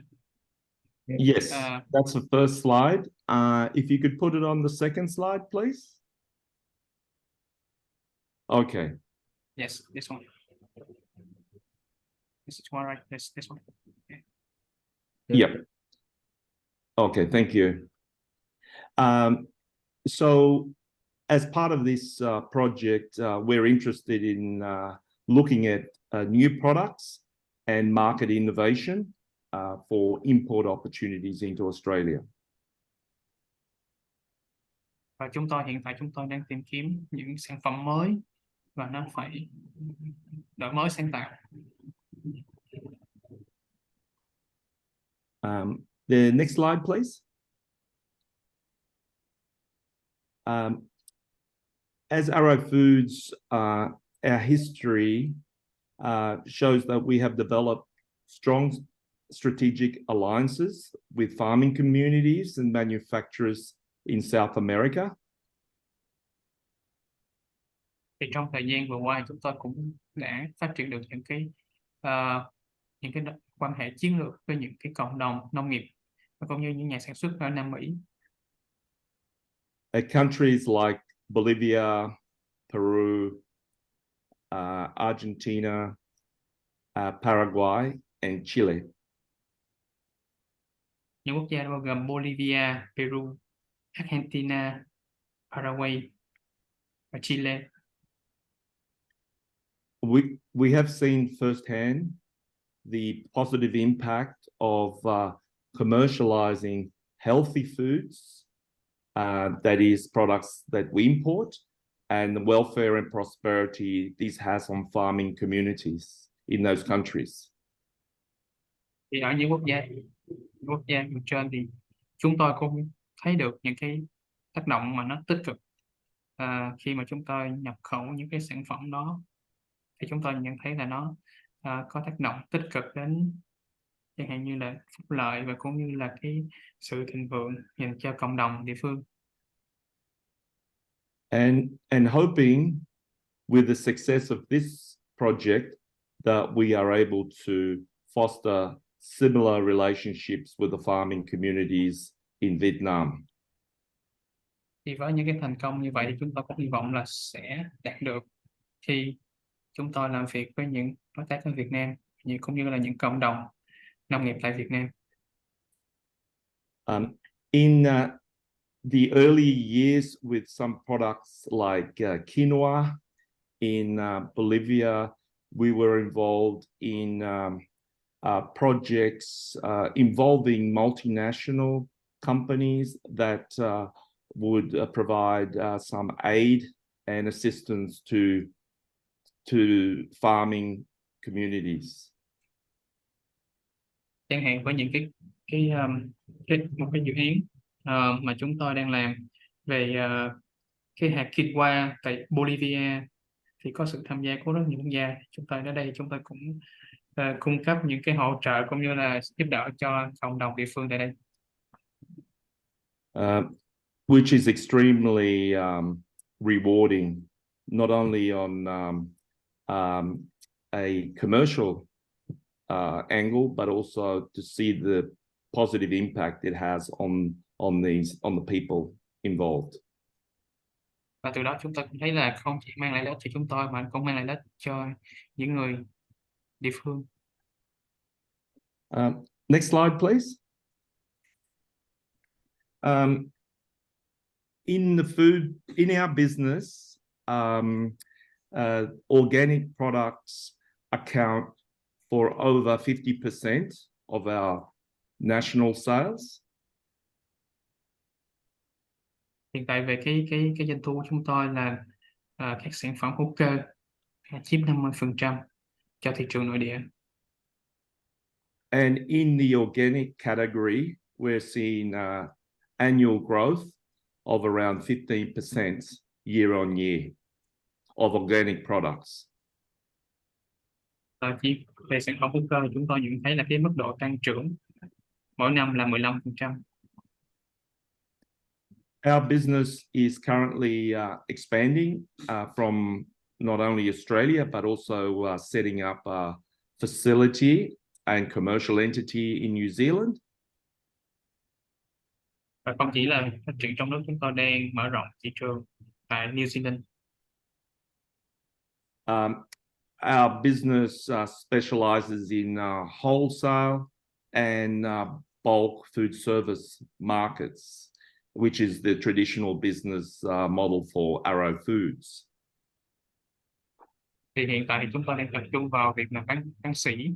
Bên cạnh đó chúng tôi cũng cung cấp cho những thị trường về mảng dịch vụ thực phẩm, tức là những cái thị trường truyền thống của chúng tôi. In the recent years, we have been directly involved with private label and branded retail products.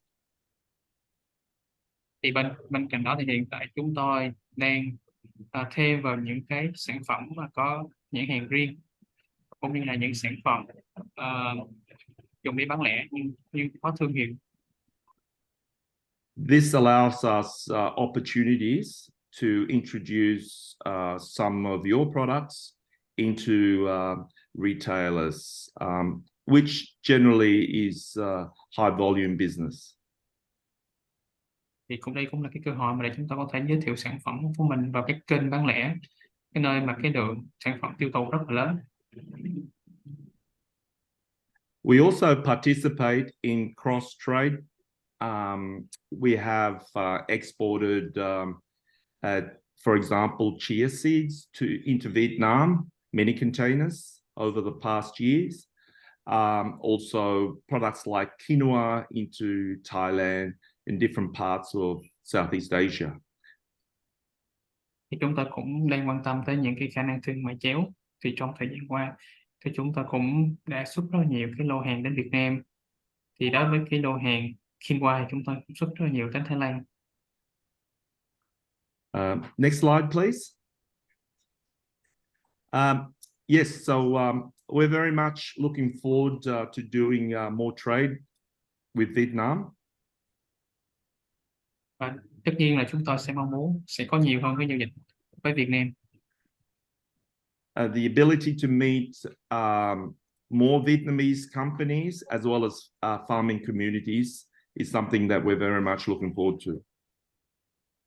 Và chúng tôi sẽ rất là muốn gặp doanh nghiệp Việt Nam và cũng như là thăm những cái cộng đồng nông nghiệp tại đây. And as part of this is also exploring reciprocal trade opportunities, import and more import, but to a lesser degree, some exports into Vietnam. So look forward to seeing you all January next year. Thank you for your time. Chúng tôi cũng mong muốn là tìm hiểu những cơ hội để chúng tôi có thể nhập khẩu những sản phẩm của bạn về và hy vọng là sẽ gặp bạn vào tháng 1 năm sau. Thank you, George. Very great information and commitment and collaborations in the past and now. And I have heard you already booked tickets to Vietnam to attend the forums in Ho Chi Minh City and Hanoi next year. Together with Alex, also NASA will be there, and Alan Broughton and Peter Randall from Randall Rice Organic also will be there, and other potential business like the indigenous one in Sydney, in Brisbane. Jacobs, he also keen to be there. And next, I think because the time is we run the time quickly, and we have still some representers, and we come back with Dr. Mitt. He have 10 minutes to share about the organic agriculture strategy in Vietnam. Sorry, Alan Broughton will be next after Dr. Mitt. Are you ready, Dr. Mitt? Xin chào anh Kiền và xin chào tất cả mọi người trong cái hội thảo ngày hôm nay. Do trục trặc kỹ thuật cho nên là đến giờ thì tôi mới kết nối được với các bạn. Thì hôm nay thì tôi sẽ trình bày ngắn gọn thôi, tức là cái tình hình, cái chiến lược và cái kế hoạch phát triển nông nghiệp hữu cơ Việt Nam. Trong cái bài trình bày của tôi đã gửi đến thì có 6 nội dung. Một là cái tình hình phát triển nông nghiệp hữu cơ của Việt Nam, hai là cơ chế chính sách để phát triển nông nghiệp hữu cơ, và cái liên kết theo chuỗi giá trị sản xuất và tiêu thụ sản phẩm nông nghiệp hữu cơ. Cái thứ tư là đào tạo tập huấn về nông nghiệp hữu cơ. Cái thứ năm truyền thông. Cái thứ 6 là xúc tiến thương mại. Tôi đi nhanh. Vấn đề thứ nhất là cái lịch sử phát triển nông nghiệp hữu cơ Việt Nam thì như các bạn đã biết thì chúng tôi là một đất nước là mới phát triển nông nghiệp hữu cơ, chúng ta và ở giai đoạn chặng đầu. Bởi vì chúng tôi tính từ khi mà nhà nước của chúng tôi có cái chính sách cho phát triển nông nghiệp hữu cơ thì mới cách đây có 5 năm thôi. Còn trước đó gần 20 năm thì nói chung là phát triển nông nghiệp hữu cơ của một số cá nhân và doanh nghiệp, nhưng mà nó là có tính chất là tự phát, nó không có cái quy định rõ ràng mà chủ yếu là dựa vào các cái tiêu chuẩn của nước ngoài và sự hỗ trợ của các tổ chức phi chính phủ cũng như là một số cái chương trình dự án. Thì 5 năm gần đây thì chúng tôi đã có cái nhất là từ khi thành lập hiệp hội là năm 2011 thì cái nhiệm vụ nặng nề của chúng tôi là tư vấn để tham mưu cho chính phủ về vấn đề được ban hành được cái chính sách. Thì chúng tôi đã hoàn thành cái việc đó vào năm 2018. Vào năm 2018 nhà nước, chính phủ đã ban hành được cái nghị định 109. Nghị định này ban hành rất nhiều cái chính sách ưu đãi cho phát triển nông nghiệp hữu cơ. Rồi đồng thời có cái quyết định 885 ngày 23 tháng 6 năm 2020. Đây là cái quyết định của Thủ tướng Chính phủ phê duyệt cái đề án phát triển nông nghiệp hữu cơ của Việt Nam mà tầm nhìn đến năm 2030. Nói là có những cái chương trình và dự án hoặc có những cái quyết định phê duyệt cái đề án như vậy là tạo điều kiện rất thuận lợi cho phát triển nông nghiệp hữu cơ Việt Nam.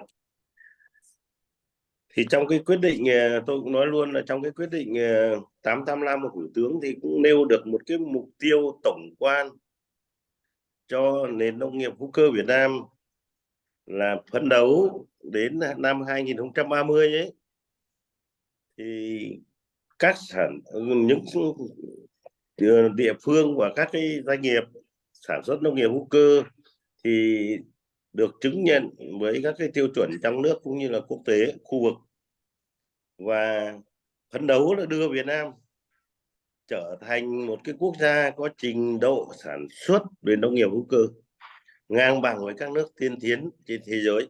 Đấy là một cái kỳ vọng của chính phủ đến năm 2030. Cái mục tiêu cụ thể của cái đề án này của chính phủ ấy là phấn đấu đến năm 2025 thì cái diện tích đất sản xuất nông nghiệp hữu cơ thì đạt được là 1,5 đến 2%, và trong đó có cái cụ thể về sản phẩm chăn nuôi là đạt được 2% trên tổng cái sản phẩm chăn nuôi mà của quốc gia, rồi thủy sản cũng đạt được trên 2%, vân vân. Thì cái này trong nghị định thì của chính phủ. Tôi tiếp theo thì đấy là cái nói cái quá trình phát triển thì tôi nói là cái non trẻ, nhưng chúng tôi đã có một cái có cái chính sách về phát triển nông nghiệp hữu cơ như vậy. Cái thứ hai thì chúng tôi thông tin thêm là cái kết quả đến nay là Việt Nam thì đứng thứ 7 châu Á về cái diện tích sản xuất nông nghiệp hữu cơ. Đấy là cái báo cáo của năm 2023 của IFOM. Thì về diện tích thì đã đạt được là 74.540 cái hecta mà trong cái bảng chúng tôi đã cung cấp, và cũng đứng thứ 10 của châu Á về cái xuất khẩu sản phẩm về nông nghiệp hữu cơ. Đấy. Thì trong văn bản chúng tôi cũng đã nêu. Báo cáo với quý vị là những như vậy đến nay Việt Nam có những cái thuận lợi khó khăn gì cho phát triển nông nghiệp hữu cơ. Chúng tôi chỉ nêu những cái điểm chính, những cái thuận lợi và cơ hội để phát triển nông nghiệp hữu cơ Việt Nam. Thứ nhất về mặt khách quan về khí hậu là đất nước là Việt Nam là một trong những cái đất nước là đa dạng sinh học bậc nhất của trong các nước mà đa dạng sinh học trên thế giới, cho nên là có cái điều kiện để phát triển đa dạng các cái loại sản phẩm.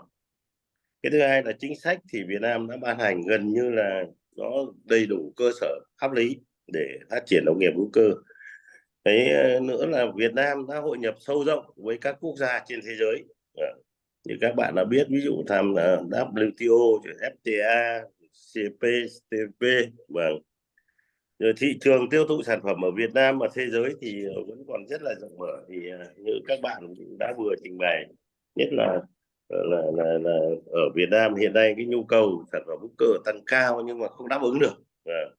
Như các bạn đã nêu là các bạn ở Úc cũng đã có rất nhiều cái sản phẩm có giá trị cao và đặc biệt hữu cơ nữa cũng đã xuất sang Việt Nam. Những khó khăn và thách thức của chúng tôi hiện nay là đặc biệt là vấn đề truyền thông cho cái người dân và cộng đồng ấy, nó cũng còn hạn chế. Mặc dù cái truyền thông cách đây 5 năm đến nay chúng tôi đánh giá là nó tăng lên rất nhiều lần, khoảng đến mấy chục lần, 50 lần so với trước đây. Tức là trước đây hầu như là các phương tiện truyền thông ít nói đến nông nghiệp hữu cơ, thì nay về rất là thường xuyên. Thì hạ tầng phụ trợ cho cái khó khăn nhất hiện nay chúng tôi là cái hạ tầng phục vụ cho cái phát triển nông nghiệp hữu cơ, tức là hạ tầng cơ sở đấy. Đặc biệt là trong đó là cái vật tư đầu vào cho nông nghiệp hữu cơ để sản xuất lớn, sản xuất hàng hóa, thì vấn đề này rất thiếu. Nó thiếu cả về cái cơ chế để thẩm định, thiếu cả cái cơ sở các doanh nghiệp để sản xuất cái vật tư đầu vào như phân bón, thuốc trừ sâu, thuốc thú y, rồi thức ăn gia súc vân vân, để đáp ứng các cái tiêu chuẩn nông nghiệp hữu cơ. Thì cái này chúng tôi cũng rất mong mỏi là các bạn ở Úc và thông qua cái chương trình Mekong Organic có thể kết nối, và mong mỏi rằng sẽ có sự chia sẻ kinh nghiệm và hỗ trợ của từ phía các bạn ở Úc. Rồi là ở thực tế hiện nay là cái chứng nhận TCVN, tức là tiêu chuẩn quốc gia Việt Nam thì còn ít, mà cái phí chứng nhận đối với các cái chứng nhận quốc tế đối với Việt Nam hiện nay là rất cao, mà đặc biệt là nếu mà nông dân không có hỗ trợ chính sách thì không thể lấy được cái chứng nhận quốc tế. Một mặt nữa chúng tôi thấy cái khó khăn lớn nhất là qua 60-70 năm mà không nhắc đến cái nông nghiệp hữu cơ, cho nên bây giờ thay đổi cái tập quán mà thói quen canh tác của người dân, đặc biệt là người trực tiếp sản xuất nông nghiệp hữu cơ là cần có một thời đầu tư lớn và một cái kiên trì lâu dài. Đấy là những cái thách thức mà đối với thực tế mà chúng tôi vận hành cái khó khăn như thế. Tất nhiên còn nhiều những cái khó khăn khác. về cái cơ chế chính sách của Việt Nam thì như tôi cũng đã nêu trên là cái quyết định rồi là cái chủ trương của Đảng nhà nước thì ở trong phần trình bày các bạn xem ở trong cái bảng biểu chúng tôi cũng đã có trình bày đầy đủ trong này. Riêng về tiêu chuẩn TCVN tức là tiêu chuẩn quốc gia Việt Nam thì thông báo các bạn đến đây là có 13 cái tiêu chuẩn cụ thể cho từng loại cây con, thì các bạn cũng xem cụ thể ở trong cái văn bản của chúng tôi. Về cơ chế chính sách thì chúng tôi cũng nói thêm là đến nay khoảng 5 năm sau khi thực hiện cái nghị định 109 của 2018 của chính phủ thì chúng tôi cũng đã có những cái kiến nghị và sơ bộ đề xuất với Bộ Nông nghiệp, sẽ đề xuất với chính phủ bắt đầu cũng có thể có những cái chỉnh sửa bổ sung cho nó phù hợp hơn với thực tiễn của Việt Nam và dễ áp dụng hơn đối với Việt Nam. Trong chính sách nhiều cái chính sách ưu tiên nhưng mà qua thực tiễn thì nó vào cuộc sống để người dân các doanh nghiệp mà áp dụng được nó còn gây khó khăn, chúng tôi cũng đã có những cái xem xét này. Cái thứ ba là liên kết theo chuỗi cái giá trị sản xuất và tiêu thụ sản phẩm hữu cơ, thì trong cái trình bày với các bạn và nói chung chúng tôi hiệp hội chúng tôi mà tư vấn cho các địa phương rồi các cái doanh nghiệp, các hợp tác xã mà làm cái sản phẩm nông nghiệp hữu cơ thì chúng tôi đều tư vấn làm theo chuỗi, từ cái khâu sản xuất đến cái nơi tiêu thụ đến người tiêu dùng, gắn cái chuỗi khép kín như vậy. Thì trong cái bảng biểu đã trình bày với anh chị. Cái thứ tư chúng tôi muốn trình bày các bạn là hiện nay qua trao đổi và tác động nữa thì của hiệp hội cùng trao đổi với Bộ Nông nghiệp thì hiện nay Bộ Nông nghiệp đang ban hành một cái quyết định, và quyết định này về cái khung để đào tạo chung về kiến thức cho nông nghiệp hữu cơ. Và cũng như các bạn biết là một cái đất nước phát triển mới phát triển như chúng tôi, cái việc đào tạo tập huấn cái nguồn nhân lực là rất quan trọng.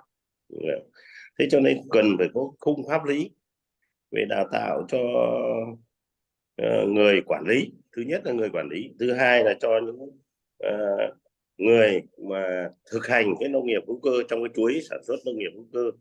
Cái thứ ba là đào tạo cho cái giáo viên để dạy cho truyền đạt cho những người trực tiếp sản xuất, chế biến và sản phẩm hữu cơ. Cái đào tạo tập huấn của chúng tôi thì có những cái chuyên đề cụ thể. Chúng tôi có cái 5 cái chuyên đề như trình bày trong cái slide, tức là một là tổng quan về nông nghiệp hữu cơ, thứ hai kỹ thuật sản xuất nông nghiệp hữu cơ, tiêu chuẩn hữu cơ, rồi thương mại hóa sản phẩm hữu cơ, rồi chính sách hỗ trợ sản xuất nông nghiệp hữu cơ. Thì những cái này chúng tôi về phía hiệp hội chúng tôi cũng đã chủ động và xây dựng như một cái trung tâm mà có đầy đủ các nhà khoa học, các chuyên gia, các giáo viên đã được đào tạo về nông nghiệp hữu cơ để sẵn sàng hỗ trợ giúp đỡ cho các doanh nghiệp, các địa phương mà khi họ cần tư vấn và chuyển giao các kỹ thuật và cũng như là đào tạo nguồn nhân lực cho các địa phương. Thì hiệp hội chúng tôi cũng đã chuẩn bị cái đội ngũ này và đã quyết định thành lập một cái trung tâm để sẵn sàng đáp ứng được các cái nhu cầu. Và cái thứ năm là tổ chức cái truyền thông, thì cũng báo cáo với quý vị là hiệp hội chúng tôi có một cái tờ tạp chí là Nông nghiệp hữu cơ Việt Nam và một cái tờ tạp chí điện tử Nông nghiệp hữu cơ Việt Nam. Thì được bây giờ có thể nói rằng đây là cái tờ báo mà đầu tiên nhất mà duy nhất hiện nay chuyên sâu về nông nghiệp hữu cơ. Đồng thời là cơ quan của chúng tôi cũng có những cái thông tin thêm như thông tin nội bộ của cơ quan tôi, rồi website vân vân. Chúng tôi tăng cường tuyên truyền thế này, cùng vận động với các báo chí ở trung ương, các bộ ngành, nhiều các địa phương cũng tập trung vào tuyên truyền mạnh về nông nghiệp hữu cơ để tăng cường cái nhận thức chung cho cộng đồng của xã hội. Đồng thời là chúng tôi cũng tổ chức những cái đợt tham quan học tập, rồi là đặc biệt là năm vừa qua, năm 2022 chúng tôi đã tổ chức được một cái lễ tôn vinh toàn quốc cho hơn 100 cái đơn vị cá nhân mà trong những năm qua, trong thời gian qua là phát triển điển hình về nông nghiệp hữu cơ Việt Nam, và cũng được các đồng chí lãnh đạo Đảng, Nhà nước, Chính phủ đến động viên và tặng và động viên các cá nhân điển hình này, cho nên nó khuấy động tác động được cái sự lan tỏa đối với cộng đồng. Cái thứ 6 về xúc tiến thương mại thì thưa với các bạn rằng là Hiệp hội Nông nghiệp hữu cơ Việt Nam được Cục Xúc tiến Thương mại của Bộ Công Thương đã giao cho cái nhiệm vụ là đầu mối của ngành hàng hữu cơ Việt Nam để đi tham gia các hội chợ quốc tế như quốc tế BioFest, đặc biệt là cái BioFest ở Đức. Ở Đức thì 5 năm vừa qua chúng tôi đã tham gia thường xuyên, kể cả trong cái trường hợp những năm về Covid mà hội chợ thông qua online, chúng tôi cũng tham gia với cái hội chợ của BioFest rất là đầy đủ, thường xuyên. Và thông qua cái hội chợ này thì bạn bè, đặc biệt các nước châu Âu cũng hiểu thêm về những cái sản phẩm hữu cơ của Việt Nam và cái hình ảnh của Việt Nam đối với bạn bè quốc tế thông qua những cái hội chợ này. Và bình quân những cái hội chợ này chúng tôi mặc dù cái con số rất là nhỏ khiêm tốn, thường là lúc đầu khoảng 2 triệu đô ký ngay tại hội chợ, sau này có những năm lớn thì có thể đạt được 7 triệu euro ở ngay tại hội chợ. Và sau hội chợ thì những cái hiệu ứng nó rất tốt, các bạn bè quốc tế là trực tiếp sang Việt Nam để tham quan và kiểm tra xem những cái nơi cái chuỗi sản xuất của hữu cơ chúng tôi, và lại tiếp tục là ký được rất nhiều cái sản phẩm khác nhau mà tăng lên so với cái lúc ở hội chợ. Đấy là cái kết nối. Thưa các bạn, là chúng tôi thì trình bày rất nhanh về một số cái hoạt động cũng như là cái chiến lược của hoạt động của Việt Nam của chúng tôi. Hiệp hội chúng tôi thì thông qua buổi sáng nay chúng tôi được nghe hết, thì chúng tôi rất là cảm ơn cái chương trình Mekong Organic đã kết nối được các bạn Việt Nam làm nông nghiệp nói chung và đặc biệt nông nghiệp hữu cơ. Và đặc biệt là hiệp hội chúng tôi rất mong mỏi rằng là các cái doanh nghiệp của Đức cũng như các cái tổ chức của Đức có thể đến Việt Nam để hỗ trợ chúng tôi, truyền đạt chúng tôi những công nghệ, những kỹ thuật, những kinh nghiệm của các bạn đã đi trước chúng tôi rất nhiều, và các bạn phát triển là rất mạnh mẽ với một cái diện tích lớn nhất của thế giới. Cho nên là các bạn có rất nhiều kinh nghiệm, chúng tôi mong mỏi như vậy. Đồng thời chúng tôi cũng sẵn sàng là hợp tác với các bạn là những cái đầu mối mà xuất cái hàng nông nghiệp hữu cơ đi, và nhập những cái hàng nông nghiệp hữu cơ về Việt Nam, đầu mối để mà kết nối với các cái doanh nghiệp mà cùng ngành hàng với các bạn. Xin cảm ơn anh Kiền, xin cảm ơn ban tổ chức và chúc sức khỏe tất cả mọi người mạnh khỏe, hạnh phúc. Và xin cảm ơn. Cảm ơn tiến sĩ Mịch đã chia sẻ cái thông tin đầy đủ về ngành nông nghiệp hữu cơ Việt Nam, cũng như là các chính sách, các thuận lợi, khó khăn và các cái tiến trình phát triển về nông nghiệp hữu cơ, cũng như vai trò của hiệp hội trong vấn đề kết nối các doanh nghiệp với các đơn vị ngoài nước, thông qua các diễn đàn, các hội chợ. Thì Mekong Organic rất là vinh dự được ký MOU với hiệp hội, và tôi sẽ tiếp tục nỗ lực để mà kết nối giữa Việt Nam với Úc thông qua hiệp hội. Xin cảm ơn. Thì chắc Đức có dịch ngắn. Yes. Em xin phép dịch ngắn cho thêm mình. The first point I want to touch on is the development history of organic agriculture in Vietnam. This all started in 1989 with CIDSI supporting production group of organic tea in Thailand, followed by the projects from Agricultural Development Denmark Asia, or ADDA, in 2004, and then in 2008, Participatory Guarantee System, or PGS, was born. And in 2011, Vietnam Organic Agriculture Association, or VOAA, was established. The most fascinating recent news is the government's official decision to develop organic agriculture until 2030. This decision aims to develop organic land agriculture up to 2.5 to 3% of total agricultural land from the current 0.5%. And at the present time, Vietnam is ranked as top 10 Asian countries in exporting organic agricultural products. There are several opportunities in developing organic farming in Vietnam, thanks to the stable growth in markets for organic products in Vietnam and elsewhere. The policy for organic agriculture in Vietnam has almost completed its legal basics. Having said that, a number of obstacles are still in present. For instance, like a consumer's understanding of organic products limited to no supporting infrastructure for organic farming, difficulties to change farming practices, and high international certification fees. So really hope to get support from organizations and businesses from Australia.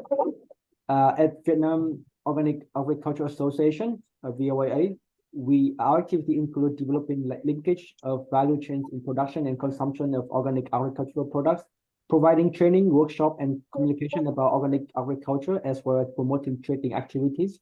Regarding to training and workshop, we provide producer, managers, and extension trainers with training and material across a wide range of topics such as soil and water management, standards of organic farming practices, production management, and commercialization.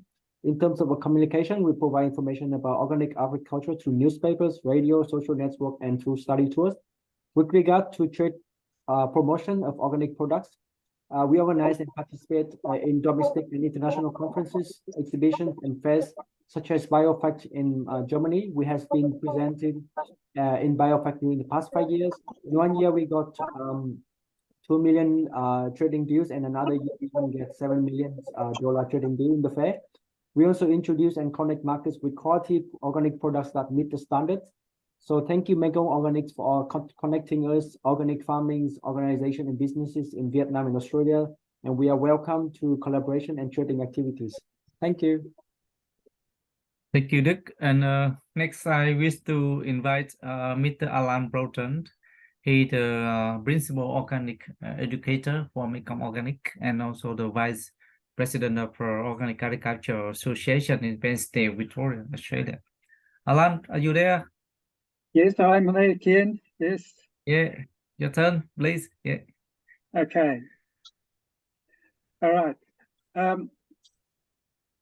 Mekong Organics has made education a priority because it is important for farmers to have the information to make the changes without increasing the risk.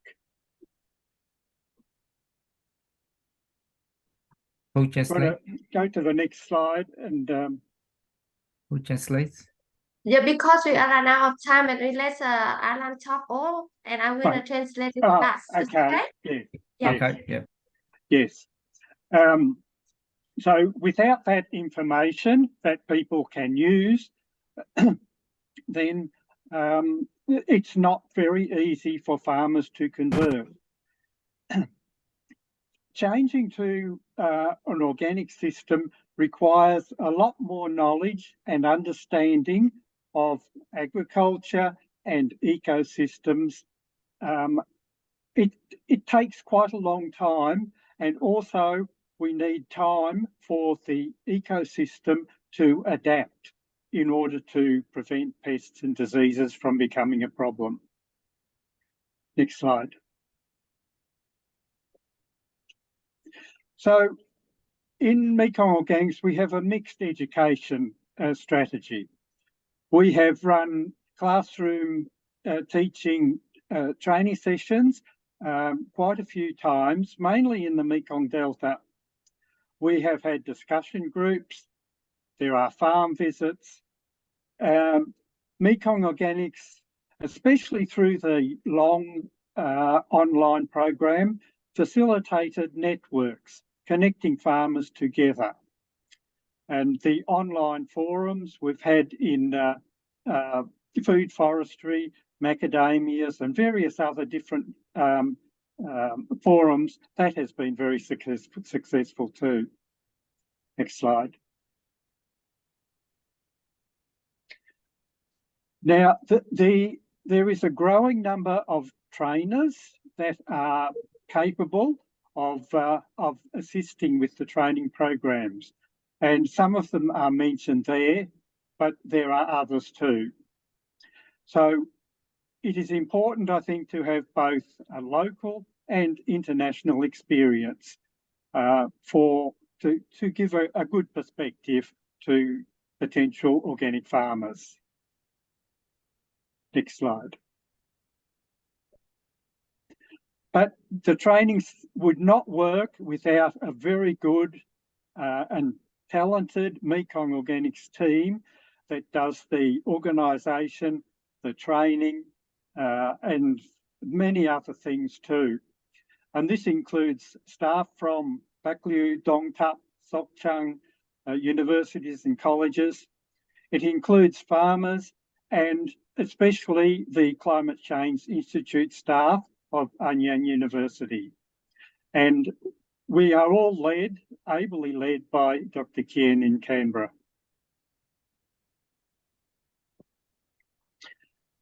There is a strong future for Mekong Organics in training programs. It is important for us to upskill the existing trainers, and this is happening at the moment. For instance, Mr. Dung is coming to Australia in a couple of weeks to do a permaculture course. Mr. Duc is going to Thailand for a conference. We have 3 Mekong Organics people doing their doctorates in Australia at New England University, Griffith University, and Southern Cross University. So we will have in the future a very good lot of talented trainers who will be able to take our experiences and knowledge into new regions of Vietnam, because so far we have mainly been concentrated in the Mekong Delta, apart from the long online trading course, which covered the whole country. The next activities that are happening, it's a training course at the Chum Chim Saras Crane Reserve in Dong Thap province in January next year, in order to help create an organic buffer zone around the wetland to prevent pollution from affecting the waterways. And as Ms. Nguyen said, we are also running a training program at her farm, Viet Ha, in Dung Phuoc province in January. We could do a lot more with more funding and more local organisations being involved in the training programs in order to expand our ability to pass on the messages to potential farmers and consumers and university and DARD staff. So thank you, and I wish this AVEG 2 program a great success. Em xin dịch tóm tắt bài của thầy Alan, vì là run out of time cho nên là chúng ta như thầy Alan là một chuyên gia của Mekong, chuyên gia đào tạo của Mekong Organic, thì Mekong Organic ưu tiên đầu tiên đó là sự giáo dục, truyền thông. Để chính sự truyền thông này nó sẽ làm cho người nông dân có được, khi mà có được nhận thức thì họ sẽ chuyển đổi về nhận thức rất nhanh. Vậy thì cái cách giáo dục của cái phương pháp giáo dục của Mekong Organic đó là gì? Đó là kết hợp rất là nhiều cái phương pháp, ví dụ như là dạy học trực tiếp trên lớp, thảo luận chia sẻ kinh nghiệm, thăm trang trại, kết nối và diễn đàn hỗ trợ trực tuyến. Thì cái đội ngũ chuyên gia giảng dạy của Mekong Organic là những người mà đã có kinh nghiệm thực tế để làm việc, và ngoài những việc từ trong nước thì chúng ta cũng cần học hỏi những chuyên gia ngoài nước, ví dụ như là thầy Alan đã tham gia, hay là những chuyên gia như các bạn đã biết, cái lớp học đầu tiên có thầy Đạt, chị Thoa, anh Xuyên và một số người khác. Và với cái phương pháp này thì làm cho cái quá trình giáo dục nó rất là hiệu quả. Và trong tương lai thì Mekong Organic sẽ tham gia, chúng ta sẽ biết là sẽ tham gia rất là nhiều cái giảng dạy nữa, hỗ trợ các cái lớp, và sắp tới thì có thể đi đến trang trại Việt Hà, hay là những hoạt động tiếp theo là ở cái khu bảo tồn Siếu Đầu Đỏ, Tràm Chim và Đồng Tháp. Thì thầy Alan rất mong là cái dự án của chúng ta sẽ thành công tốt đẹp trong tương lai. Em xin ngắn gọn. Thank you, Alan. Thank you so much. Thank you, Alan. And thank you, Dr. Nguyen, for translating. Yeah, sorry, we ran out of time. Next, I think Fiona, are you there? I would like to invite Fiona.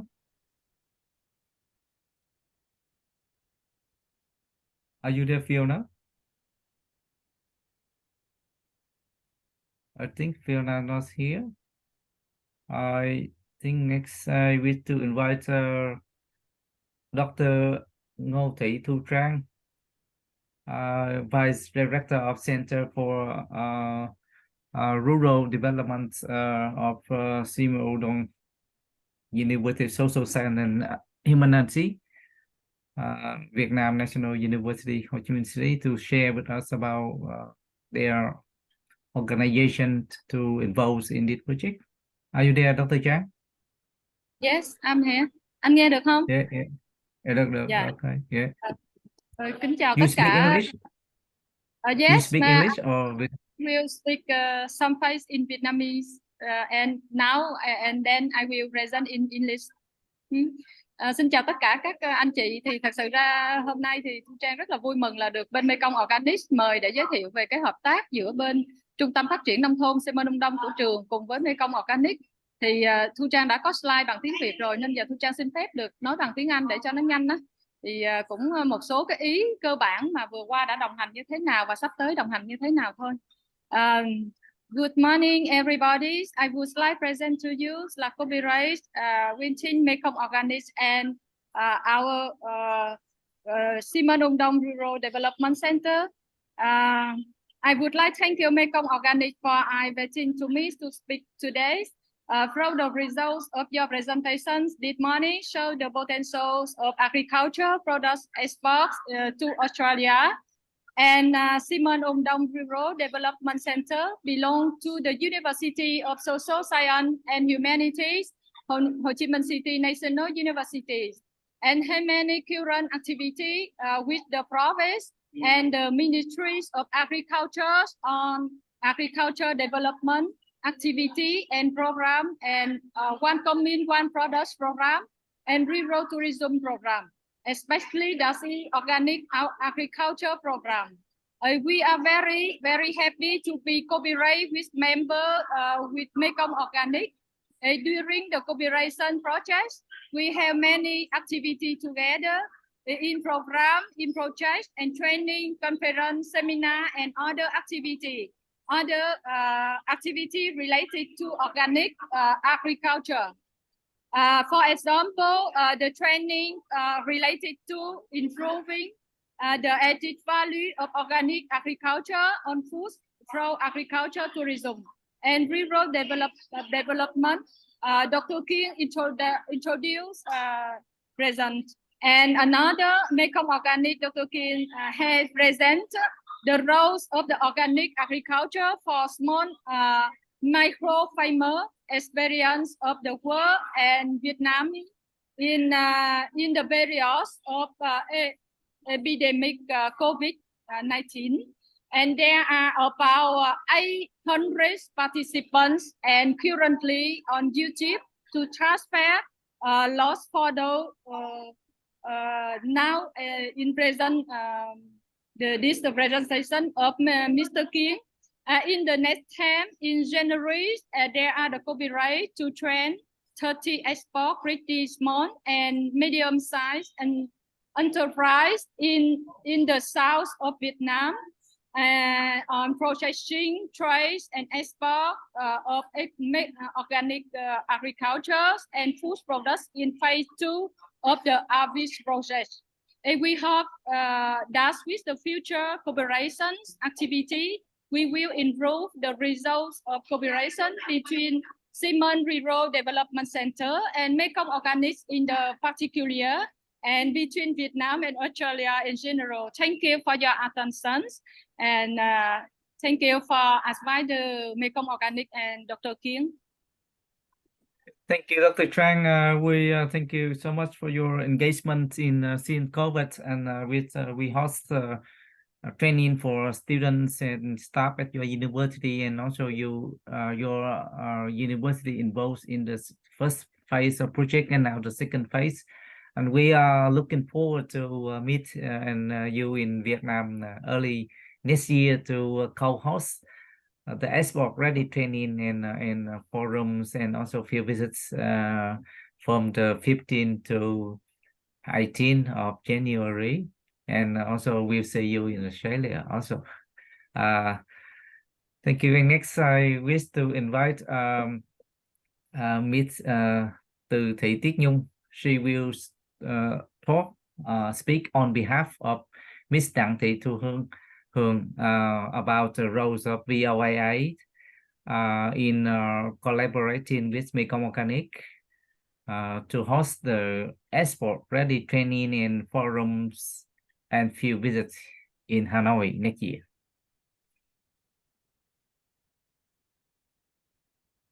Are you there, Chị Nhung? Ok, mọi người nghe thấy chưa? Quên không mở mic. Yeah, Xin yeah. chào tất cả Yeah. các bạn đang nghe Yeah, chị. and- Được ủy quyền để trình bày cái bài của Phó Chủ tịch Đặng Thị Bích Hường. Hường đang đi công tác cho nên là mình xin chia sẻ một chút những cái vai trò của hiệp hội trong cái dự án sắp tới đây mà phối hợp mà cùng với cả Mekong Organic. Trong cái bài trình bày này thì tôi có đọc thì thấy rằng là Hường cũng chuẩn bị cũng rất là công phu về cái sứ mệnh rồi nhiệm vụ của hiệp hội, với những cái hoạt động rồi những cái dịch vụ của hiệp hội có thể cung cấp. Thì cái này thì từ nãy Dr. Mịch đã nói rồi, cũng nói rất kỹ để mọi người hiểu những cái dịch vụ gì mà hiệp hội đang cung cấp và những cái chiến lược gì mà hiệp hội đang cùng với cả chính phủ để đang thúc đẩy cái nông nghiệp hữu cơ của Việt Nam. Thì tôi cũng không muốn nói lại nữa, mọi người có thể chạy slide hộ cái. Đi qua đi. Đây cũng qua đi.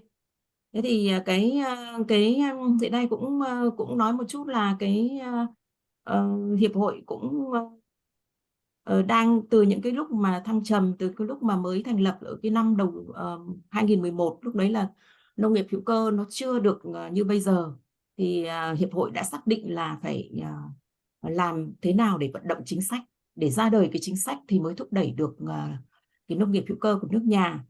Và chính vì vậy mà trong những cái 10 năm vừa qua là tập trung vào làm về chính sách rất là mạnh, rất là nhẫn nại, tôi nói là nhẫn nại và nỗ lực. Và sau khi một loạt cái chính sách ra đời thì chúng ta mới thấy rằng là nông nghiệp hữu cơ của Việt Nam nó mới phát triển được mạnh mẽ.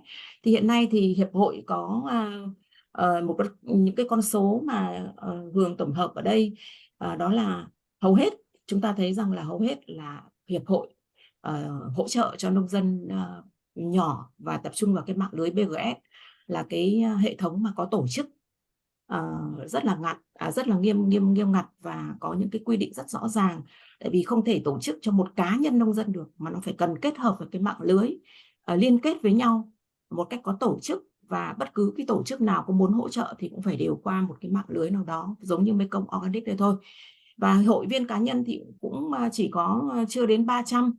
Và các đối tác chiến lược thì hiện nay thì chúng tôi cũng làm việc với các tổ chức quốc tế, tại vì cái dự án, những cái thế mạnh của hiệp hội hữu cơ từ phát triển nông nghiệp hữu cơ của nước nhà là cũng dựa vào các tổ chức quốc tế để kêu gọi những cái nguồn hỗ trợ để hỗ trợ cho những cái dự án cho những cái nông dân và cho những cái các doanh nghiệp nữa.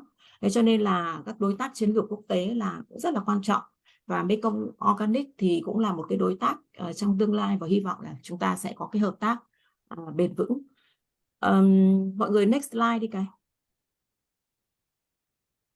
Thế thì các hoạt động chính thì từ nãy Dr. Mịch cũng đã nói rồi, thì tôi cũng không muốn nhắc lại nữa. Hoạt động vận động chính sách vẫn tiếp tục, và cái mạnh nhất trong 10 năm qua thì chính sách ra đời và chúng ta đang tiếp tục hỗ trợ mạnh mẽ hơn bằng cách là nó thực tế hơn, là vận động các chính sách là như thế nào cho nông dân, cho các doanh nghiệp để họ có thể kết nối sản phẩm ra ngoài thị trường nội địa cũng như là thị trường quốc tế, và chúng ta cũng đang cùng nhau bắt tay đây ạ. Mọi người next đi ạ. Vâng, thì cái này thì tôi cũng cho qua, tại vì là cái dịch vụ gì hiệp hội đang làm thì Dr. Mịch đã trình bày rồi. Cũng có một chút kinh nghiệm về Trong 5 năm qua thì hiệp hội ngoài cái việc mà hỗ trợ cho nông dân sản xuất nhỏ là thông qua hệ thống BGS thì hiệp hội cũng rất là tập trung mạnh vào cái kết nối các doanh nghiệp để đưa ra cái thị trường quốc tế thông qua các hội chợ của nước ngoài, của hội chợ lớn, ví dụ như hội chợ BioFact ở Germany, ở Đức chính là một cái hội chợ về nông nghiệp hữu cơ lớn nhất của quốc tế. Thì 5 năm qua thì hiệp hội đã kết nối một số các doanh nghiệp để đưa ra để tìm cả khách hàng.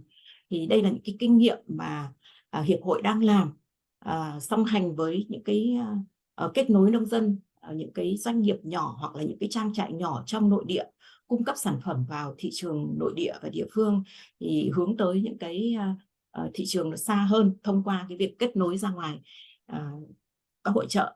Thì chúng tôi đang làm và chúng tôi hy vọng là trong cái dự án này thì hiệp hội cũng sẽ kết hợp với cả Mekong Organic để làm thế nào mạnh hơn nữa để đưa các doanh nghiệp thúc đẩy, vì đây là một cái điều kiện lớn để thúc đẩy cho cái việc sản xuất một cách bền vững, thì chúng ta sẽ làm mạnh hơn cái này.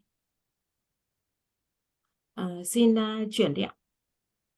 Đây là một số những cái thông số mà trong 5 năm vừa qua khi mà hiệp hội kết nối để đưa các doanh nghiệp ra thị trường, thì chúng ta thấy rằng là 2018 thì cũng bắt đầu khởi đầu với một cái gian hàng rất là nhỏ với 69 m² ở BioFact với cái giá trị thu về là 2 tỷ 2 triệu đô, xin lỗi. Thì đến năm 2023 thì cái gian hàng của chúng ta càng ngày càng mở rộng hơn, có nghĩa là có nhiều thêm doanh nghiệp đăng ký. Khi có nhiều thêm doanh nghiệp tìm đến đăng ký để đưa ra hội chợ thì cái gian hàng của chúng tôi cũng, hiệp hội cũng yêu cầu là mở rộng thêm. Và đây chúng ta thấy rằng là bây giờ nó không phải là 60, nó gấp đôi cái diện tích gian hàng và có thu về là những cái giá trị là 1 tỷ 9, gần 2 tỷ đô.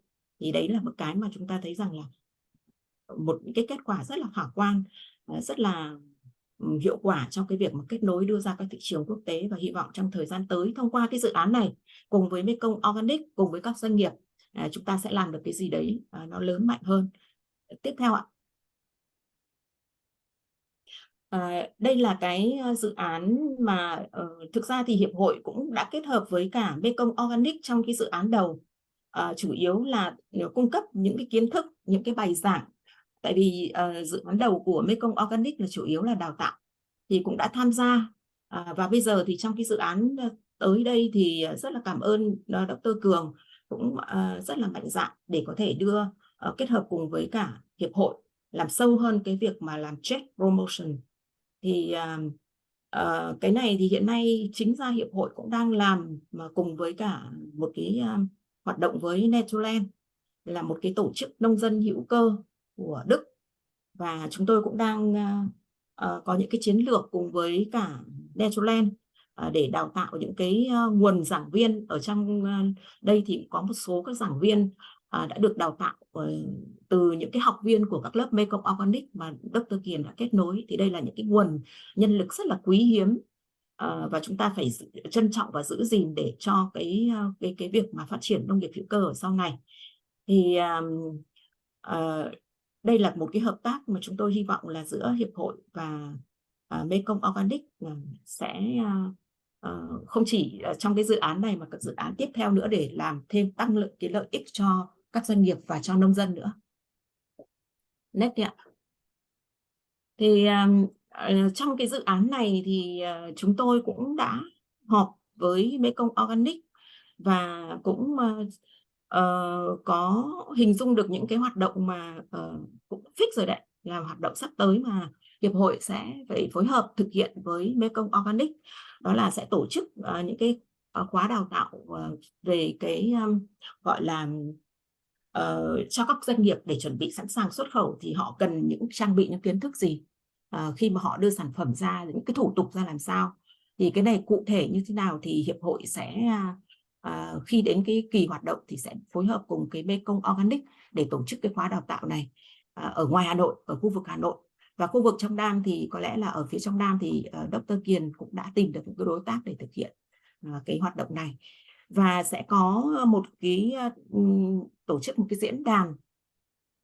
Và ở đây thì những cái diễn đàn này thì làm thế nào đấy để đưa những cái chuyên gia của hiệp hội cũng như chuyên gia của quốc tế vào để có thể là tư vấn để làm thế nào để có thể là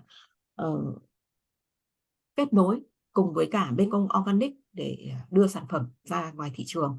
Như vậy thì cái vai trò của hiệp hội trong cái dự án này là đào tạo và tư vấn và tổ chức những cái diễn đàn để có thể là kết nối thêm những cái doanh nghiệp ở trên khắp cả nước để làm thế nào để họ có trang bị những kiến thức cho họ, những cái kinh nghiệm cho họ bằng những cái kinh nghiệm mà hiệp hội đã có để có thể là họ có thể tự tin để tìm kiếm được khách hàng và xuất khẩu. Thì tôi nghĩ rằng là tôi nhanh để có thể trình bày những cái hoạt động và phối hợp mà trong cái vai trò của hiệp hội trong cái dự án này thôi. Và hy vọng là sẽ tìm cùng các bạn trong cái thời gian tới khi thực hiện thì rất là nhiều doanh nghiệp sẽ phối hợp với nhau tốt hơn. Một điều nữa mà nhân tiện ở đây thì tôi cũng rất là muốn trân trọng là chia sẻ với mọi người là ngày 19 tháng 9 này Hiệp hội sẽ tổ chức ngày hội, không phải là ngày hội mà ngày hữu cơ châu Á. Ngày hữu cơ châu Á này là được châu Á, IFOM châu Á ấn định là cái ngày mà sau khi mà một số các nước có tiềm năng họ đã họp với nhau và họ ấn định cái ngày này. Và sau đó thì Hiệp hội hữu cơ đã tổ chức 3 kỳ để thúc đẩy, để truyền lại những cái tinh thần hữu cơ cho cộng đồng, cho mọi người. Thì trong năm nay thì Hiệp hội cũng quyết định là lấy cái ngày 19 tháng 9 là cái ngày hữu cơ của Việt Nam, đồng cùng trùng với cái ngày của hữu cơ của châu Á. Và Hiệp hội đã tổ chức 3 kỳ để promote cái này rồi. Một kỳ ở Thái Nguyên, một kỳ ở Lương Sơn, Hòa Bình và một năm, không phải là một kỳ, là một năm ở Tuyên Quang. Và năm nay thì chúng tôi dưới sự hỗ trợ của Netherlands thì chúng tôi đang tổ chức cái sự kiện lớn này ở Hà Nội, ở thành phố Hồ Chí Minh vào ngày 19 tháng 9 này. Và rất là trân trọng kính mời tất cả những ai mà yêu hữu cơ, đang trăn trở về hữu cơ, đang có những cái thắc mắc về hữu cơ và muốn cung cấp những cái quan điểm của mình thì sẽ đến với chúng tôi vào cái ngày 19 tháng 9 này tại Nhà văn hóa thanh niên ở số 4 Phạm Ngọc Thạch, quận 1, thành phố Hồ Chí Minh. Cái này thì chúng tôi đã gửi những cái đường link và những cái thông tin về cái sự kiện này lên trên trang mạng và cũng đã rất là nhiều người đã đăng ký để tham gia. Và nhân tiện đây thì cũng rất là trân trọng kính mời tất cả các anh chị em ở trong phía Nam nếu có cơ hội thì có thể là đến với chúng tôi. Xin hết chúc sức khỏe các Dr. Kien cũng như là tất cả các anh chị em để chúng ta cùng nhau tiếp tục đồng hành. Thank you, Ms. Nguyen. Dr. Nham, can you translate 2 minutes for our Australian friends? Okay. Just briefly. On behalf on Ms. Hương, because she have a activity outside the country and she cannot talk, and made to Nguyen to talk. Is that for her to talking? She already shared in the slide, but I just translate. The first thing is we talk about the role of the VOA. It's about how to provide the policy for the government and support for the farmers in organic one. Other thing, they find the support fund from the overseas, and had to connect working with a coordinator with other international organization like Mekong Organic, and now in the future, in next year, they will organize the training for this project for education, counselor, and support the exports organic product from Vietnam to Australia, and also we find the import from the Australia to the Vietnam. And he hope in the future, she hope in the future we have expand the coordinator for both of face from Mekong Organic and VOA to create more the market for the farmer, for organic farmer and organic company from Vietnam. Thank you. And I see Thank all you, of Dr. some. Nhâm. Yeah. Yeah, thank you, Dr. Nhâm, for great translations of the talk of Miss Nhung. And I'm sorry that we run out of the time. Actually, we finished at 2:30 p.m. or 11:30 from Hanoi, but now we reached to 3 p.m. and nearly 12 p.m. in Vietnam. I think next we cut the discussion today. We welcome you to email us. If you have any question, email us and we can respond you to email. And next, the very important action. Next, I wish to show you the next step. The next step in November 2020, Export Council of Australia and Mekong Organic will host the two-part series of webinars on how to do business in Vietnam, for especially for Australian business. We do 2-time 1-hour session, including key regulation, agency, contracts, shipping, IP protection, foreign currency exchange, or business culture. That's we will determine the dates in November. We will post in our website for registration very early, and hopefully we will see the Australian business who are keen or interested to partner or to invest or to do business in Vietnam very soon. And from 15 to 18 January next year, we will deliver 2 days export ready training in Hanoi and Ho Chi Minh City. First, we do in Ho Chi Minh City with the Vietnam Social with Center for Rural Development Odong at University of Social Science and Humanity. And also we host the forum on the 17th and 18th. We will host a few visits in Viet Ha Organic Farm. And in Hanoi, 18 to 19 day, we host the 2-day export ready training. And 20 we host the forum, and 21st we host a few visits.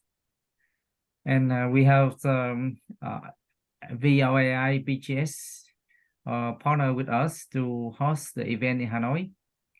And next year we will host a study tour about 10 days for our business partners in Vietnam who support the application and who commit with Mekong Organic in the long term. They will be here 10 days. The programs, the project cover fees, travels, accommodation, meals, everything. And with the support from Export Council of Australia, Vietnam Trade and Investment Promotion Center in Melbourne, and Organic Agriculture Association, Bairnsdale and Sarsay and Savay, and also Organic Agriculture, Randall Organic Rice, and other farmers in the regional New South Wales. And we will take a tour. I can see you can start from Sunday, March 17 to 25th, 26th. We depart to Vietnam, to Ho Chi Minh City from Melbourne. That's a long journey. We already booked accommodations, and in next few weeks, our team will send you the letter of invitation for the identified business partner and organization on the list. That's now we really make happen in the last 5 years since we initiate the program. In 17 and 19, we started to establish Mekong Organic Pty, the company based in Canberra, and now we really penetrate in depth in 2 countries. And through this project, I wish we will build closer and make trade connection stronger, and make the economy between 2 countries stronger, especially in organic agriculture trade. Investment. Thank you. And we run out of the time. I officially close the event today. I would like to thank the representative from DFAT, Australian Department of Foreign Affairs and Trade, and Australia Vietnam Enhanced Economy Program Charles, Mr. Charles Thursby, and Mr. Tony Harman, Mr. Chris Morley, and Australian business industry là Alex Mitchell, Darlene Bray, and Sami Sami Grunt, and George Rayo, and Alan Proton, and our college from Australia, and our participant partner from Vietnam, Dr. Mit, Miss Nhung, Miss Hương, and Miss Nguyen, and all the potential all the business partner and participant, they attend the event today, and especially I wish to thank my Mekong Organic team member. Without them, the event could not happen. With their enthusiasm and with their strongly commitment to Mekong Organic, in the last few weeks, we prepared programs in English, Vietnamese translation, and the rapid designs and infographic design team and communication team on the route to visit farmers and took video, and we hope to produce a video of business between Australia and Vietnam before the forum happen. We will show at the forum for you. Okay, thank you so much, and hope the project will be successful. And we see you in Vietnam and Australia very soon. Thank you. Any translation?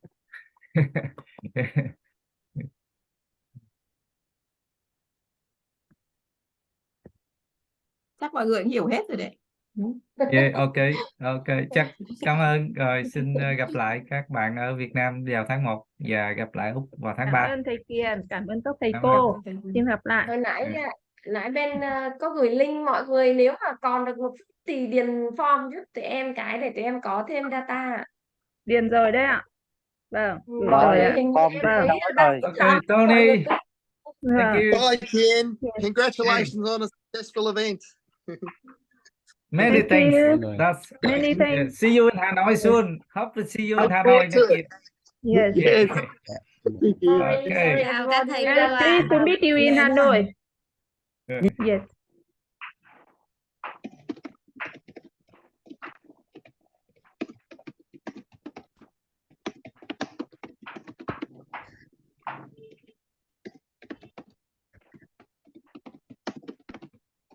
người đã đói bụng chưa?